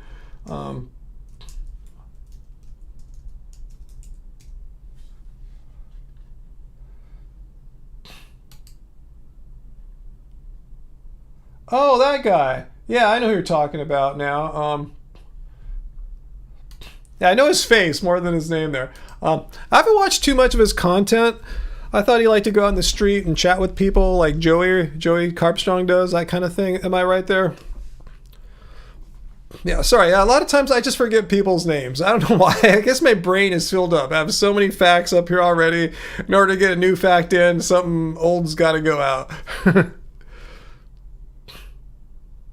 Okay, they're friends? Makes sense. Looks like they often do a similar kind of street activism.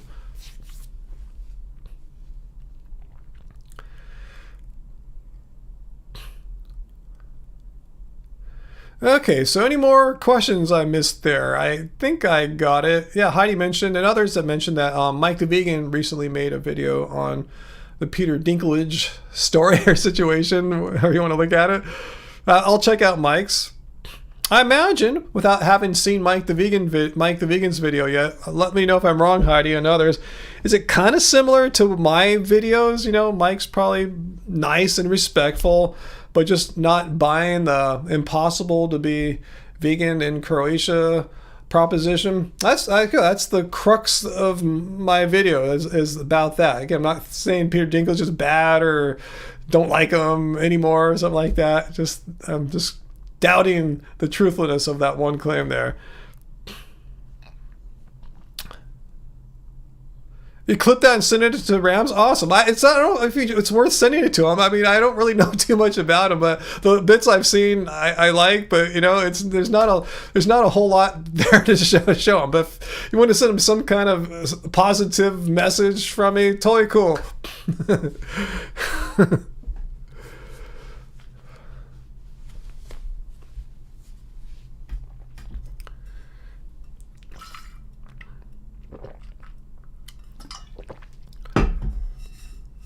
Clear out the attic, Uncle? Clear out the attic for what? What's going on? Why do I need to clear out the attic for? I don't want to go up there right now. It's probably 110 up there. Okay, just kidding. Yeah, there's really not too much to show him there, other than just like a little something. If I had something really more profound, I had said, I said, yes, send that to him. That'd be awesome. But I don't think I said anything all that amazing.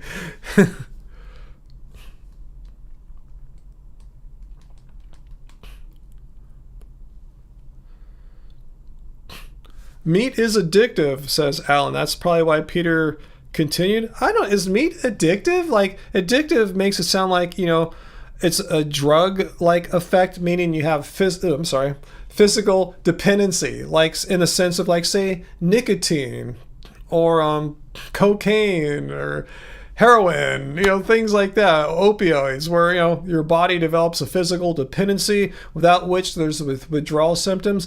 And as far as I understand how it works, meat doesn't have any of that at all whatsoever. However, cheese does. That's the morphine, the case of morphine in dairy. Why it's so so many vegetarians say, hey, quitting the meat was easy. It's the cheese that's killing me. So I don't. Maybe you could say meat's addictive in a psychological sense, but not in the classic physical dependency sense. But yeah, cheese though, dairy, yeah, that's a whole nother thing. Cocaine isn't really physically addictive. I don't know. I mean, I did it a couple times in the 80s, and fortunately, I didn't need to go back and get some more or anything like that. But I had a friend who actually had a problem with it. He did go back and get more and had a little problem with it. So I don't know. I don't know what to think about it. I was under the belief that it is physically addicting, meaning if once your body gets used to it, there's a physical dependency, and to withdraw from it, you get withdrawal symptoms. Am I wrong?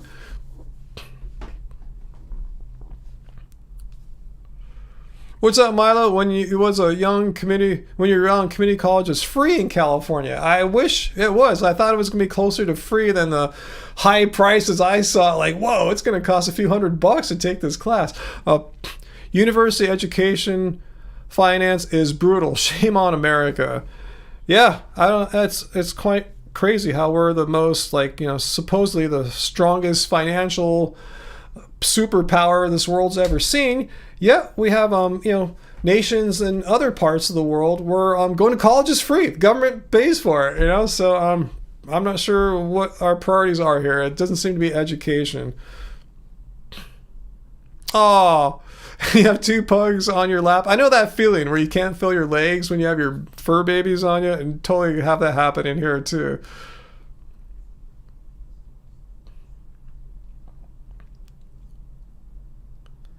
Okay, Carl. I've heard that it's addictive in a pleasure trap sense. Is that a Dr. Neil Bernard book?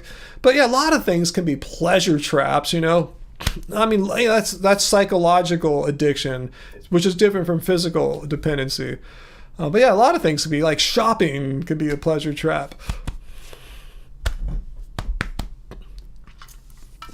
Carl, when you went to UCLA and it was only less than $500 a quarter. That's what I was kind of remembering too. And I used to go to state schools, and then when I finally went to UCs for graduate school, it was a bit more than that.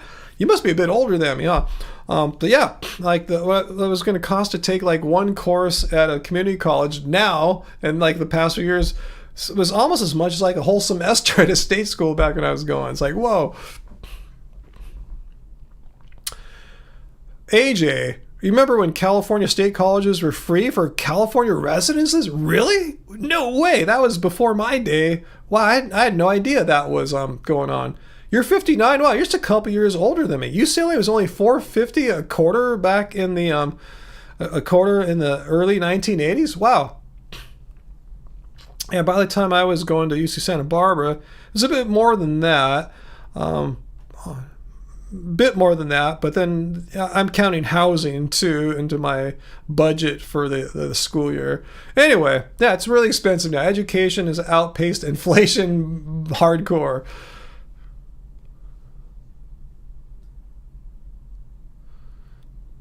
Okay, so when you went, AJ, New York State College was $2,000 a semester when you went. Wow, that's kind of pricey.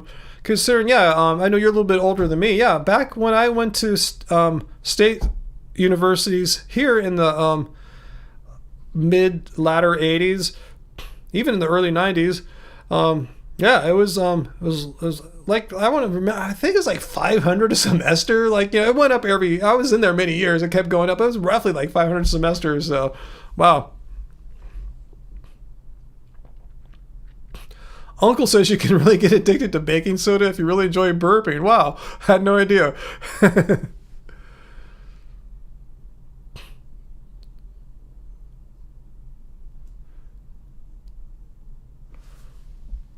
Okay, 2,000 a year maybe, age. That sounds a little bit better for a state school. From the past, decades. Now, 2,000 a year for a state school probably is like unheard of, right? I mean, I don't like. Let me know if any of you guys are of college age going to a state-funded university. You can't do that, 2,000 a year anymore, right?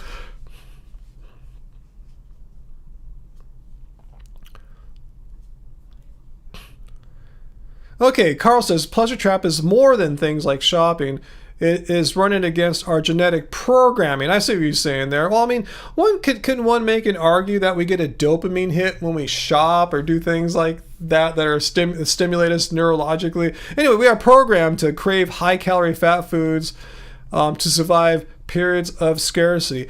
I know that I've heard that argument before, and it makes sense. So when you eat some fatty food, there's something that makes you go, yeah, I want to eat more of that. But then again, I get that same sensation when I eat any kind of well prepared plant food, whether it's high in carbs or protein or anything. Angie could probably make a pleasure trap thing go off on us. But anyway.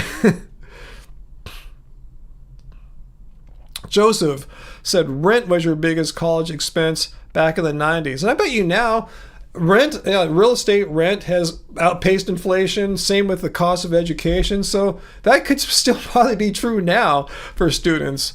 I imagine it probably would be, unless you go to like a really expensive kind of private school, I guess.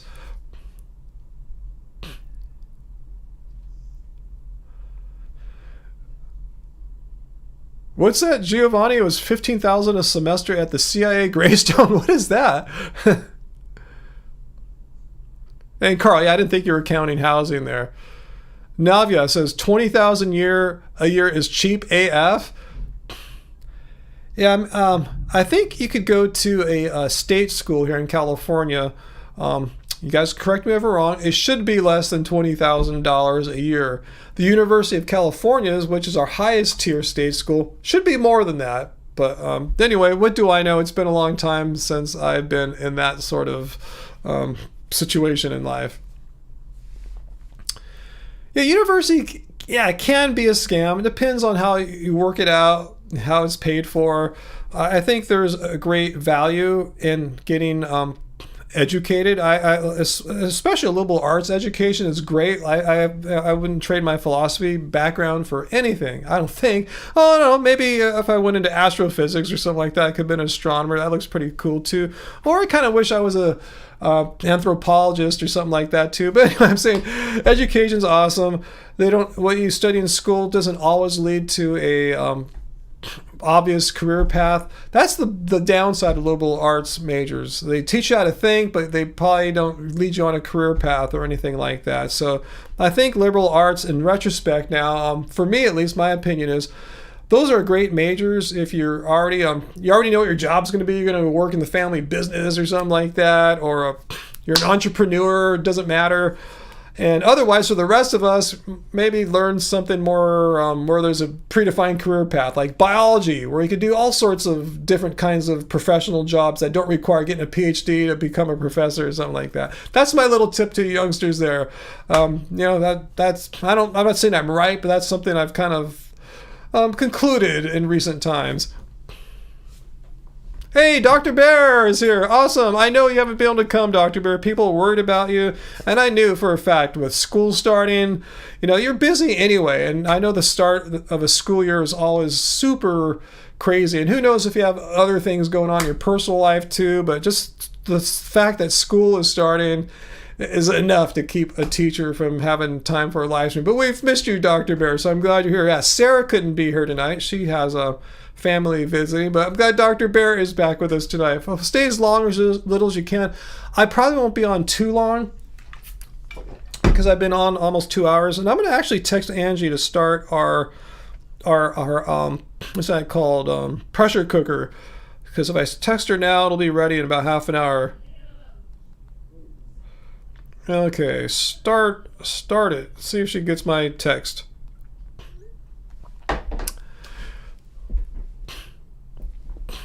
Parth, you were a biology major, but jobs in biology are very limited if you don't have a PhD. Huh? I was under a different impression from that, because I have a friend who, a younger friend. I used to play tennis with him. He's a really good tennis player. He's like the son of the tennis pro who I learned a lot from. Anyway, the younger guy, the non-pro, he majored in biology and went on to get a job testing, like if like in the cannabis industry here. There's our state imposes all sorts of testing requirements. I guess they test for purity, potency, stuff like that. And he was working in a lab. I don't know if he's still doing that does these tests on cannabis. And he didn't have to get a PhD. That's just one example. I'm sure, like, lab techs and stuff, PhD. I'm sorry, a PhD isn't required for a lot of that. But anyway, maybe in other areas you need a PhD in biology. How many minutes? Oh, 21. 21, okay. 21 minutes. All right, cool. She got my text. Awesome. I tell you, last time I texted her from a live stream, she didn't get it. It sucks how we're on the same network. We have the same phone, and sometimes Apple blocks my message from getting to her when I most need it. Sucks. It doesn't block it. It just doesn't notify her. It's stupid. Uncle, yeah, you should start using the Instapot you were gifted 3 years ago. It's totally cool. To make the Tuscan kale peel-off, it's so easy in the Instapot. We just threw the ingredients together before the live stream. It took maybe 3.5, 4 minutes. And just been sitting there in Instapot doing nothing. Well, I guess maybe it's marinating a little bit or something. And just hit start, and I'll have food in about half an hour. So yeah, the Tuscan kale peel-off, Graven. That's what we're making tonight. The first recipe in the Happy Healthy Vegan Cookbook. So Dr. Bear, yeah, getting ready for the school year is busy, as I'm fully aware. And Mr. Bear and I recently moved and have needed to do some work on your new house. See, I knew the combination of if you have anything going on in addition to starting a new school year, anything in addition, like personal things like that, yeah, totally, I totally get it. Wow. Has it been a move that you wanted to do? Was it unplanned or anything like that? If you want to share it of that, because yeah, I know moving is. I haven't done it for a long time, but it's one of the most stressful things, and can really it really it can mess with you. Just the whole process of moving, just packing things can really mess with you. You get sentimental. Oh, I haven't seen this in a long time.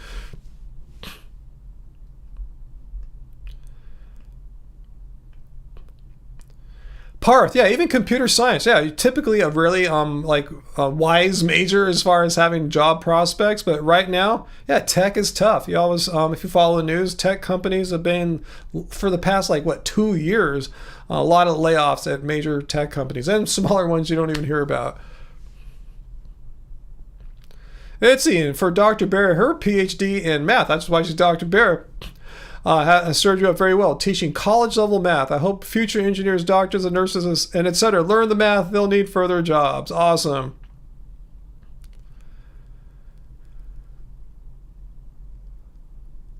AJ, you adore your Instant Pot? Yeah, I love our Instant Pot. Yeah, we use that all the time. Really, we use it for two things primarily: the Tuscan kale peel-off, and for cooking potatoes. Like potatoes, we'll slice them in little bits for. It could be a breakfast dish, a dinner dish. Yeah, that's it. Potatoes and Tuscan kale peel-off primarily. So you're having phone issues too with your husband? When your husband calls you, Graven, for whatever reason, it sends this call to voicemail first, and he has to call me back. And I don't know why it does it. You have iPhones too? It's weird. Yeah, it's just stupid things. Like on the iPhone, you can on the Maps program, you could share your driving ETA with friends, contacts. When I share it with Angie, it doesn't go through. I've gone through her phone, make sure notifications are enabled for everything. It doesn't work. But if I send an ETA to another contact friend, it goes through. It's stupid. Like, why, Apple? Well, I want Angie to get all my notifications. Oh, AJ, yeah, cooking potatoes and Instapot's great. There's a little learning curve. You stop midway, get a like a wooden spoon or something just to steer it. You don't want them to stick. You want to have the potatoes on the bottom kind of come up to the top. Flip them around a little bit, cook it some more. And they're great for frozen French fries too. Another potato thing that we put in there. Frozen French fries are great because they're uniformly cut, as opposed to if I cut them myself. They're all over the place. So they cook very scientifically. It's all the same. They're all the same dimensions for all practical purposes.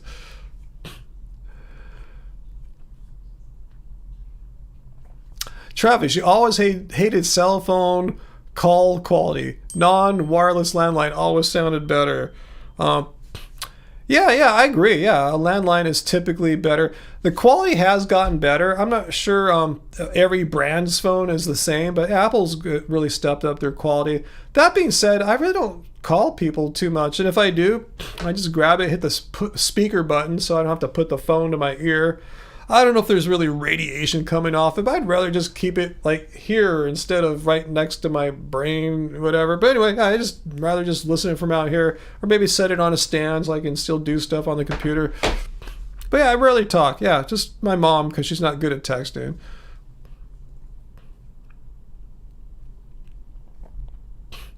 Uncle, no, we don't go out to the movies too much. I know Angie wants to go see the new Jungkook of BTS movie coming out soon, but I haven't seen too many movies in theaters recently. I mean, it's just so much easier and cheaper. The biggest factor is expense. Paying for 2 tickets. What are movies these days, guys? It's like $20, or is that like old school? That's like, no, that's from 2020. Like, what are movies now? Like 20 odd bucks, $40 to go see a movie when I can just rent something on one of the streaming services for like $3.99. Sometimes own it for $5.99. It just and then I get to sit here on my own couch, eat my own snacks. Have the cat sit with me. Can't really do that in the theater. So maybe I'm old. I am old, but maybe that's the reason. I'm definitely old.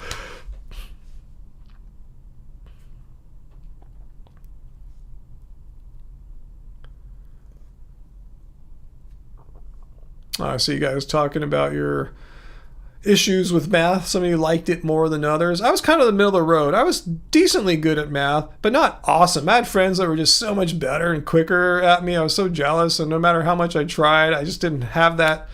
Like I said, I wasn't bad or anything. I wasn't born like a brilliant mathematician or anything like that.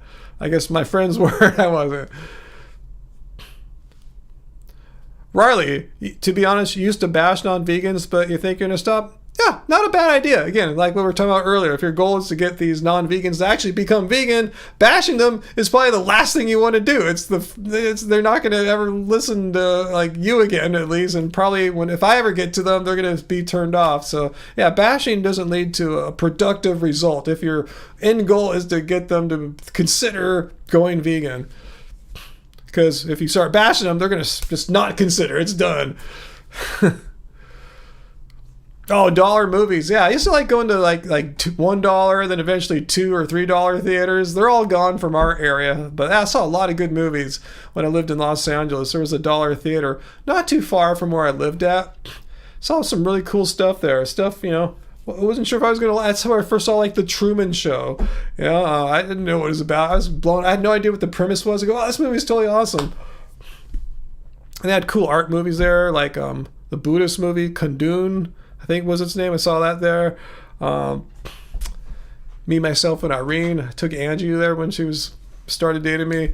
I think that was around that time. Heck, I'm not sure about the last one. Did we see that there? Anyway, we saw the Pokemon movie there. So anyway, what's going on?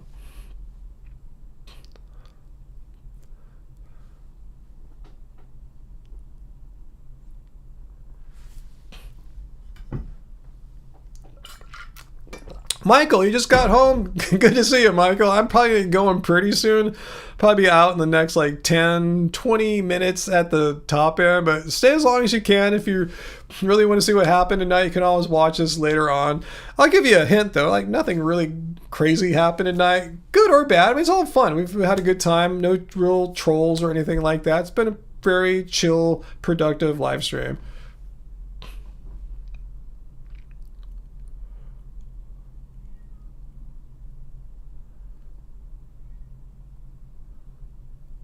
Oh, wow, your dad was abusing you when you were a kid, Graven? Yeah, sorry to hear that.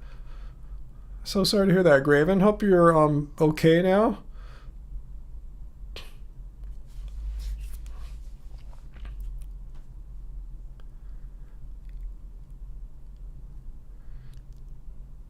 I'm reading what Dr. Bear is saying about her students, their ingenuity. Let's see. So, oh, Beetlejuice. Yeah, there's the new Beetlejuice movie, huh, Uncle? Yeah, I'd be interested in seeing that as a Gen Xer, like Winona Ryder and all that. Yeah. That being said, I'll probably just wait for it to come to the theater. I mean, from the theater into home. If you're patient, things come. I saw that Joaquin Phoenix movie, Napoleon, which was out in theaters, now on Apple TV Plus. Not sure if I'll watch it or not, but we'll see. I know there's a lot of horse riding and stuff like that. He's miserable now, Graven, so that's good. I guess so. Yeah, Pueblo Vegan. It's hot, man. No, it's the heat has made it finally to the coast. We've had a few heat waves earlier this summer, and here on the coast, we were spared. We're just like tripping. It's beautiful here. I can't believe it's so hot inland, but no, it's hot everywhere. It's super, super hot inland. And even along the coast here, it's pretty hot. In fact, our air conditioner still isn't fixed. They got the part that they thought they needed, and it turns out they need something else. So bedroom's still not working. Probably won't be working for a few more weeks. We slept in here for most of last night. We made a little makeshift bed, and then it got cool like at 5 in the morning. Went to our bedroom after that. But yeah, it's gonna be rough for the next few nights for us. I know you guys are probably, I'm not trying to get your sympathies. We're just used to we've had air conditioning here since 2011. I found the receipt. So I'm kind of used to being able to control my sleeping climate. It's just really a shock to not be able to do that. So that's why we, have to figure out if we want to sleep in the bedroom or come in here. The bedroom works out usually when it's not a super hot heat wave. I just open up the window and have the fan right on it. It blows a bunch of cold air in it. It cools it down rather quickly, like a degree an hour roughly. But it's just not doing that because it's so hot outside now. It's still 77 outside, so it's going to be hard to cool that room down.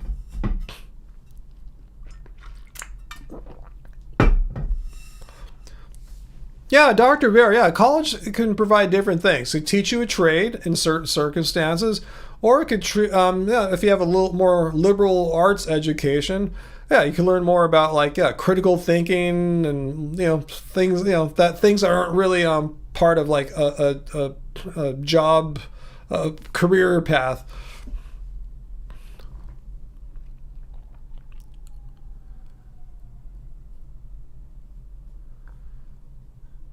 Yeah, Graven, it's still broken. Like, how would people survive in Florida to have it out for so long? Like I said, fortunately, I'm trying to look at the glass half full. We have 4 head units in the house. 2 are broken now. First was 1, and then 1 broke the other day when he was trying to fix our bedroom one. So we have 2 that work, so we have some options, so we're not totally screwed. He told us, though, in the meantime, don't turn them off. Just leave them on, because that's where we can get problems with the communication between the indoor head units and outdoor circuits and the compressors. So we have them on at a sensible level here, and hopefully that'll keep us good until we finally get this fixed. Let's see. Do we have original wiring in the house? No, we used to have knob and tube. You guys probably don't even know what that is unless you've had a really old house. Like our house was built in the early 1900s. No, we had some of that when we got the house. It was kind of some of it was knob and tube, some of it was modern wiring, but now it's all modern wiring. We got rid of the knob and tube. I heard it's dangerous. It's a fire hazard.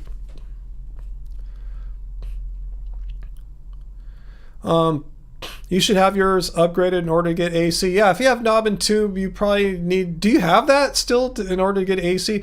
I can see if you have post knob and tube modern wiring, but it's not all grounded, you could probably get away with that. I think that would be okay. I'm not an expert, but if you have knob and tube, I think you need to replace it all. Yeah, literally, yeah, you'd die without AC in most parts of Florida, right? That's why I'm so grateful we live along the coast here where you can kind of get by without AC. Most of the time it's fine, just during these gnarly heat waves, it kind of sucks. But anyway. Okay, So, Dr. Barrett, your new place, you have a heat pump and you feel fortunate. Awesome. Because, yeah, you're on the West Coast, right? You're probably feeling it right now, too. I think it's more gnarly here in the southern part of the West Coast, but it's still warm up where you're at, right? Oh, just low amps? Oh, you probably don't need a whole upgrade yet, Uncle. I mean, if yeah, that was the wrong word. You probably just need to have an electrician install maybe a higher amp circuit for you. I would consult with an air conditioning company. In fact, if you want, I can suggest a couple to you that could come out, and they'll tell you exactly what you need if you need to have a new circuit put in. They might even be able to do it, or if they're allowed to. I'm not sure. I don't know how it all works out, but I think you don't have to do too much, as far as I understand. I'm learning more about air conditioning technical stuff over the past month. I'm not an expert at all. I totally don't know crap, but I know a little tiny bit.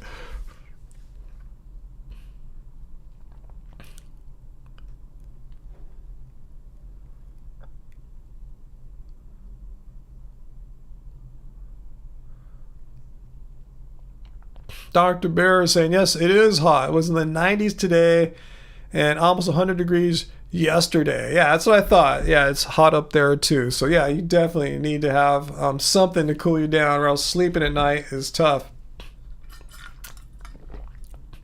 What's up, Milo? If you can make video with high quality microphones, why not phones? I'm not sure I understand your question, Milo. I don't. I agree. Yeah, you can make videos with high quality microphones, and why not phones? A lot of people make videos with phones. Most of Angie's content is shot with a phone camera. Yeah, let me know if I'm not fully grasping what you're saying there, Milo.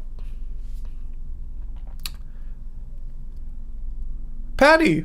Oh, I don't think I said hi to you. If you're still here tonight, right now, Patty, thanks for joining us and have a good evening. Yeah, Graven, we started having issues in July, and I think somewhere around my birthday in late July is when it finally went out, and the first company I called was the guys who installed it back in 2011, and they weren't specialists in the brand of air conditioning that we have. So they gave me a runaround. They thought we can't fix it. We want you to get a new one. So I called a specialist, like the highest level of service technician for the brand I have. And they came and said, oh, yeah, we can order the parts, which my first guys did. So I lost like maybe 2-3 weeks by dealing with my original company. So I'd be further along if I just had called the specialist the first time. So I learned a lesson there. I should have gone with my instincts. But yeah, we've been dealing with this since July, and here we are now finally getting a crazy heat wave.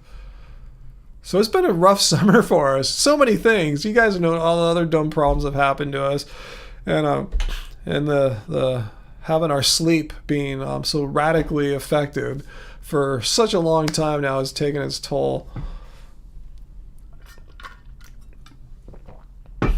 Yeah. Feature movies, like Steven Soderbergh has shot multiple movies on like the latest iPhone Pros of the era. Like, new movies come out and he uses newer cameras on newer iPhones. But yeah, he's famous for using iPhones. I mean, when they shoot with an iPhone, it's just not some guy walking around like this filming stuff. They use professional lighting, professional machines to like pan cameras and stuff like that. Professional lighting directors and stuff like that. So, if you know what you're doing, if you have all the tools, you can make wonderful looking videos off iPhones or whatever. I'm sure Samsung could do it too.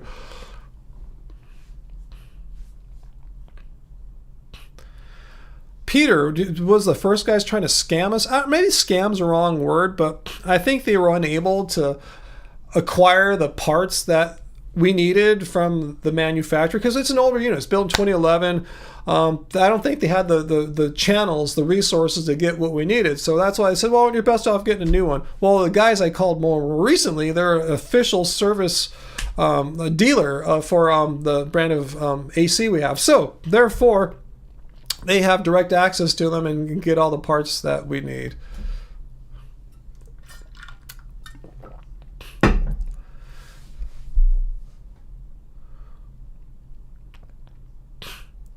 Wow, Russ L., that's a horrible thing. Let's see. How would I respond to a race event that said they offered vegan options but ran out well before the end of the event? Our entire vegan running group didn't get to eat tacos. Yeah, this is what it happens. Something like this has happened to me in the past before on multiple occasions. Well, they'll order, like, say, vegan. They'll order pizzas for the entire group, but they'll order some vegan pizzas for the vegans. Well, it turns out non-vegans are attracted to that too. It's like, non-vegans can eat anything, right? They have no moral, ethical implications about the foods they eat, really. So the thing is, they can eat anything. So often they'll say, oh, a meat-free pizza or meat-free tacos in your case, that sounds yummy, Some will do that, most won't, but they say 10, 15% do. Well, then that's less food for you guys. So I've noticed, often events will under-order vegan stuff, thinking, well, no one's going to eat it. No, vegans are going to eat it 100%, order a lot, and then you have to expect that other non-vegans are going to eat it too. So you just let them know that non-vegans eat vegan stuff too. So in the future, they should correspondingly order more than what they did this year. So let them know that you are limited in what you can eat, and other people are going to eat your vegan stuff. So anyway.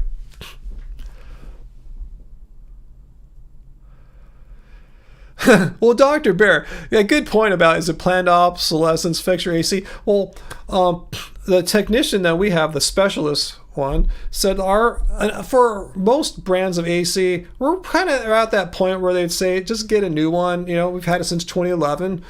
However, our brand is one of the better ones. I didn't realize this at the time. I just got lucky, and they said ours can have some more good years still. So we'll see. Let's see if this last party's ordering for the outdoor unit to communicate with the indoor units better solves it. We'll see. Fingers crossed that it's all going to work out. He's 99% sure it should. He understands what the error messages are telling him. And if not, then we'll have to cross the bridge of maybe getting a new one. But hopefully replacing these parts, and then he's going to clean out all our indoor units, make sure they're well maintained. Things with good maintenance, we can have a nice run still with our hardware here.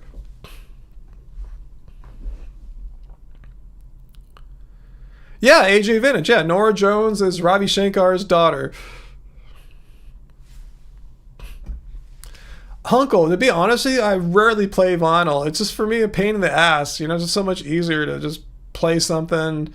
If I want to listen to good music, I have my studio monitors here. They're like high quality audio monitors. I'll just play some lossless music on, I'll stream it from Apple Music or something like that. It's so much easier, and it sounds fantastic.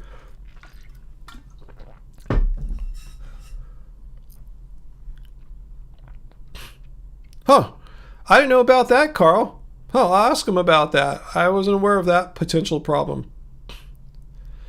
Doctor, I hope I found someone that could fix our unit, because he put in the board and the new circuit board into our bedroom head unit, and he said he got it to communicate with the outdoor unit, but then the outdoor unit's not receiving it correctly. That's why he thinks he has to replace a circuit board out there as well to make him communicate. And I don't know if you heard earlier, but in the process of hooking all this stuff up, the blower in our living room stopped working. It's like, and I knew the heat wave was going to start the next day. I'm going, oh man, we're worse off now than we were before.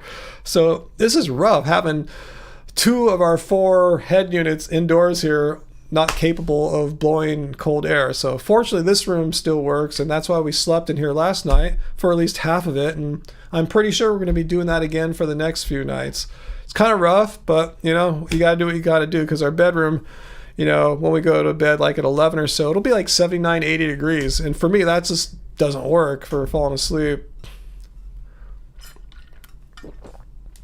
Yeah, it's complicated, Dr. Bear, and expensive. Every time I have these guys come out and not solve my problem, I'm still paying for it. I'm paying for the service time. I'm paying for the part that they installed.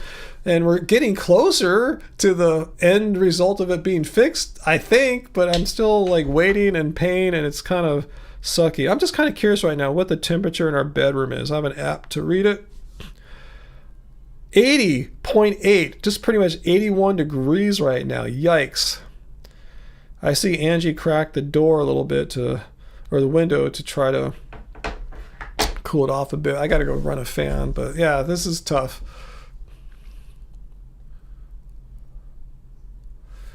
But anyway, yeah, I'm not trying to, like, again, get you guys to feel sorry for me. I'm just telling you what I'm experiencing, and it's just making life a little tougher. Just hardwire the AC to be on. Well, that's what my technician told me. Since the circuit board outside seems to be dying, that's the part we're ordering and waiting to replace. He said don't turn off the other 2 working units because he's afraid there could be a new communication error. That's where we're getting these communication errors. He says just leave it on so it doesn't have to talk to the outside compressor. Really, just leave it on and just ride it out until he comes back and fixes it. So we're going to do that. I'm not sure how much that's going to affect our air conditioning, our electric bill, but fortunately these are very efficient units, and I think we'll be all right. We'll see.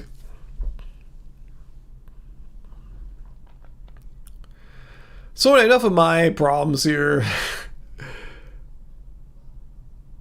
Wow. Yeah, you're lucky, Dr. Bear, to have a working air conditioning unit, or else this would have been a horrible week. Yeah, Carl, the only way we're able to get some sleep in the bedroom is with the ceiling fan on.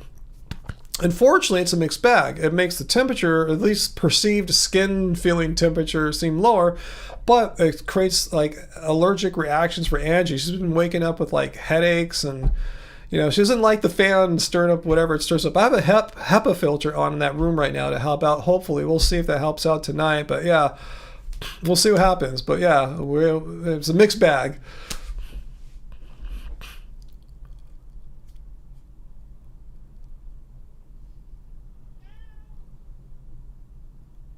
Wow, I'm reading Old Pueblo Vegan's saga there of replacing your 19-year-old unit there. Yeah, ours is almost 14 years. I think he thinks we can get another, maybe get it to like 20 years or so. Ice pack on your head. I'm not sure how sustainable that is. That sounds uncomfortable. It'll probably melt after a while and just be kind of gushy.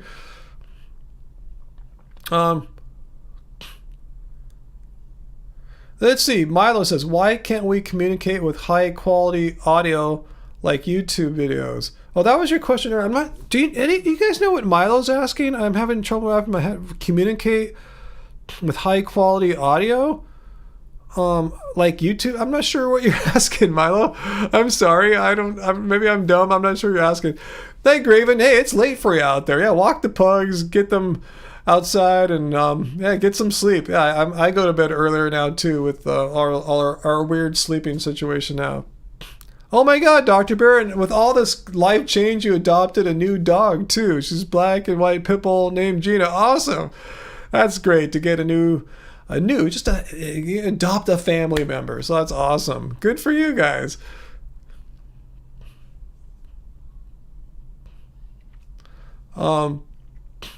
See, what does Uncle have for the heat? You got a portable unit that blows air through a wet filter like a swamp cooler, but you gave it away because all it does is increase the humidity. Yeah, it makes you feel warmer.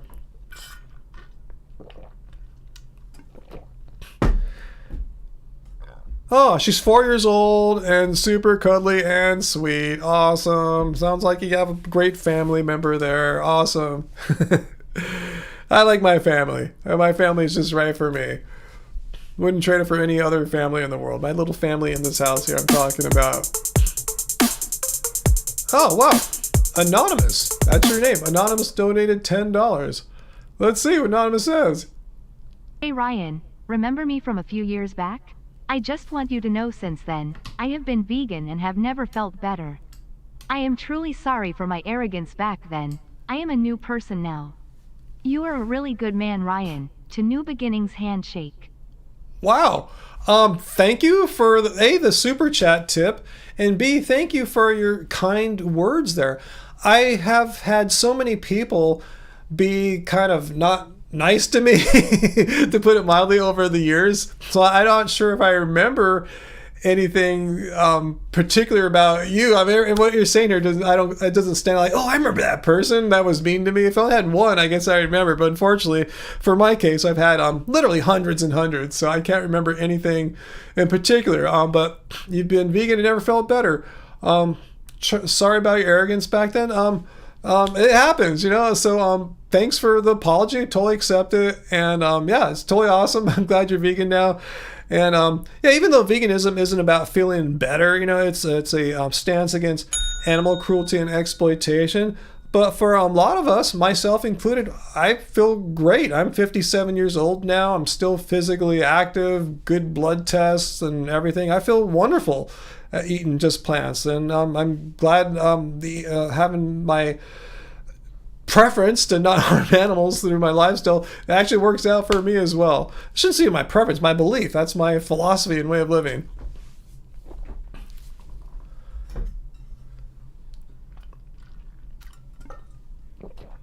But thank you so much, Anonymous. Thank you for sharing that with us. It's always nice to hear someone come back and say, "Hey, sorry, it's all good. I don't hold any ill will towards people. I'm, you know, try to be a cool Buddhist dude."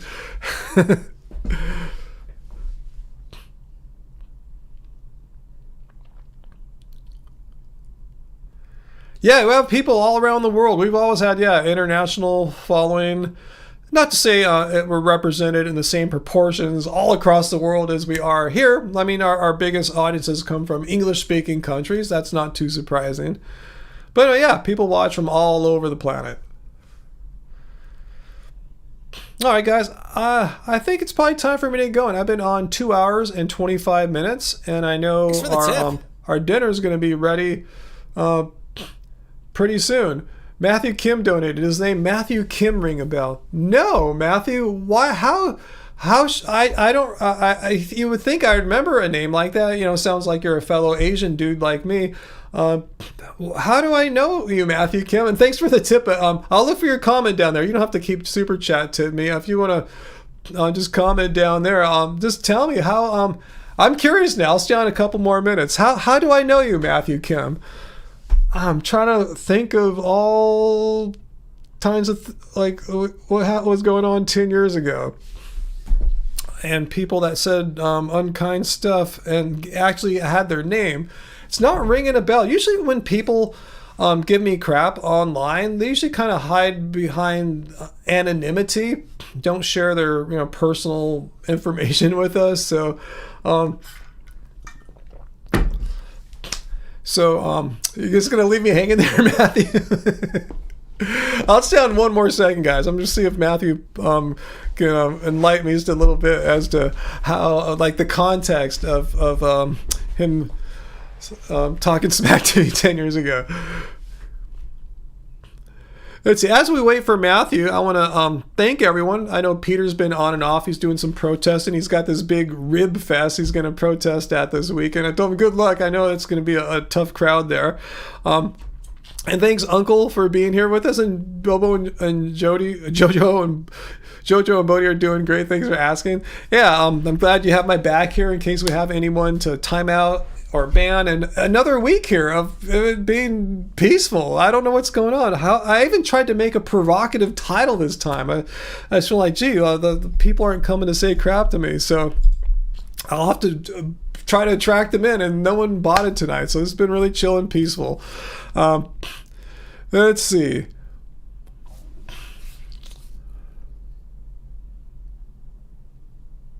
Thanks for the tip. Oh, it was during the Kevin Bass days. Okay. All right. Yeah, I wasn't 10 years ago. My Kevin Bass interaction was probably maybe, 2-3 years ago or something like that. Something in that ballpark. But anyway, it's all cool. I really don't remember fighting with you, Matthew Kim. I just remember dealing with Kevin more than anything, and the backlash of me having that live discussion with him and him banning me and anyone who is vegan from all his social media. I don't remember any people surrounding that, but it's all good. It shows you, Matthew, if it makes you feel any better, it didn't really rub me wrong. I don't remember, so it's all good.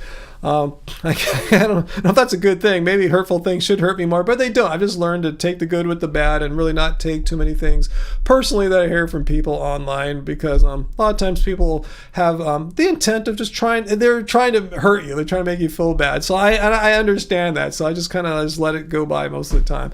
So thanks for sharing that, Matthew. It's all good. I don't think what you said left any mental scars, I'm trying to say. So anyway, guys, stay tuned. My plan is the same as always, get another video out for you guys next week. Angie's making more 7 vegan meals I made at home. That's out here. She's making those on the reg for you guys. So stay subscribed, or get subscribed if you're not. And make sure you hit the notification bell so you get all this content from Angie, from me, the live streams, the studio videos, the 7 vegan meals, and our little vlogs and stuff.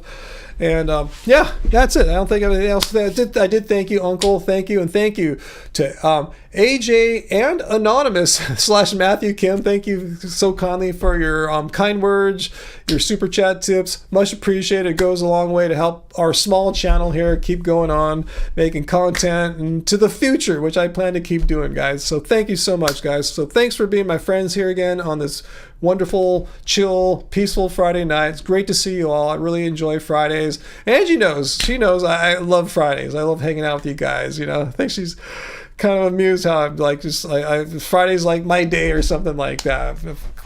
I've taken it over. It's like the day that I'm the most alive. Go play basketball, usually see you guys. What could be a better day, guys? So thank you so much. Good to see you guys. And remember, until next time, it doesn't suck being vegan. Much love. I'll see you guys next Friday. Bye, guys.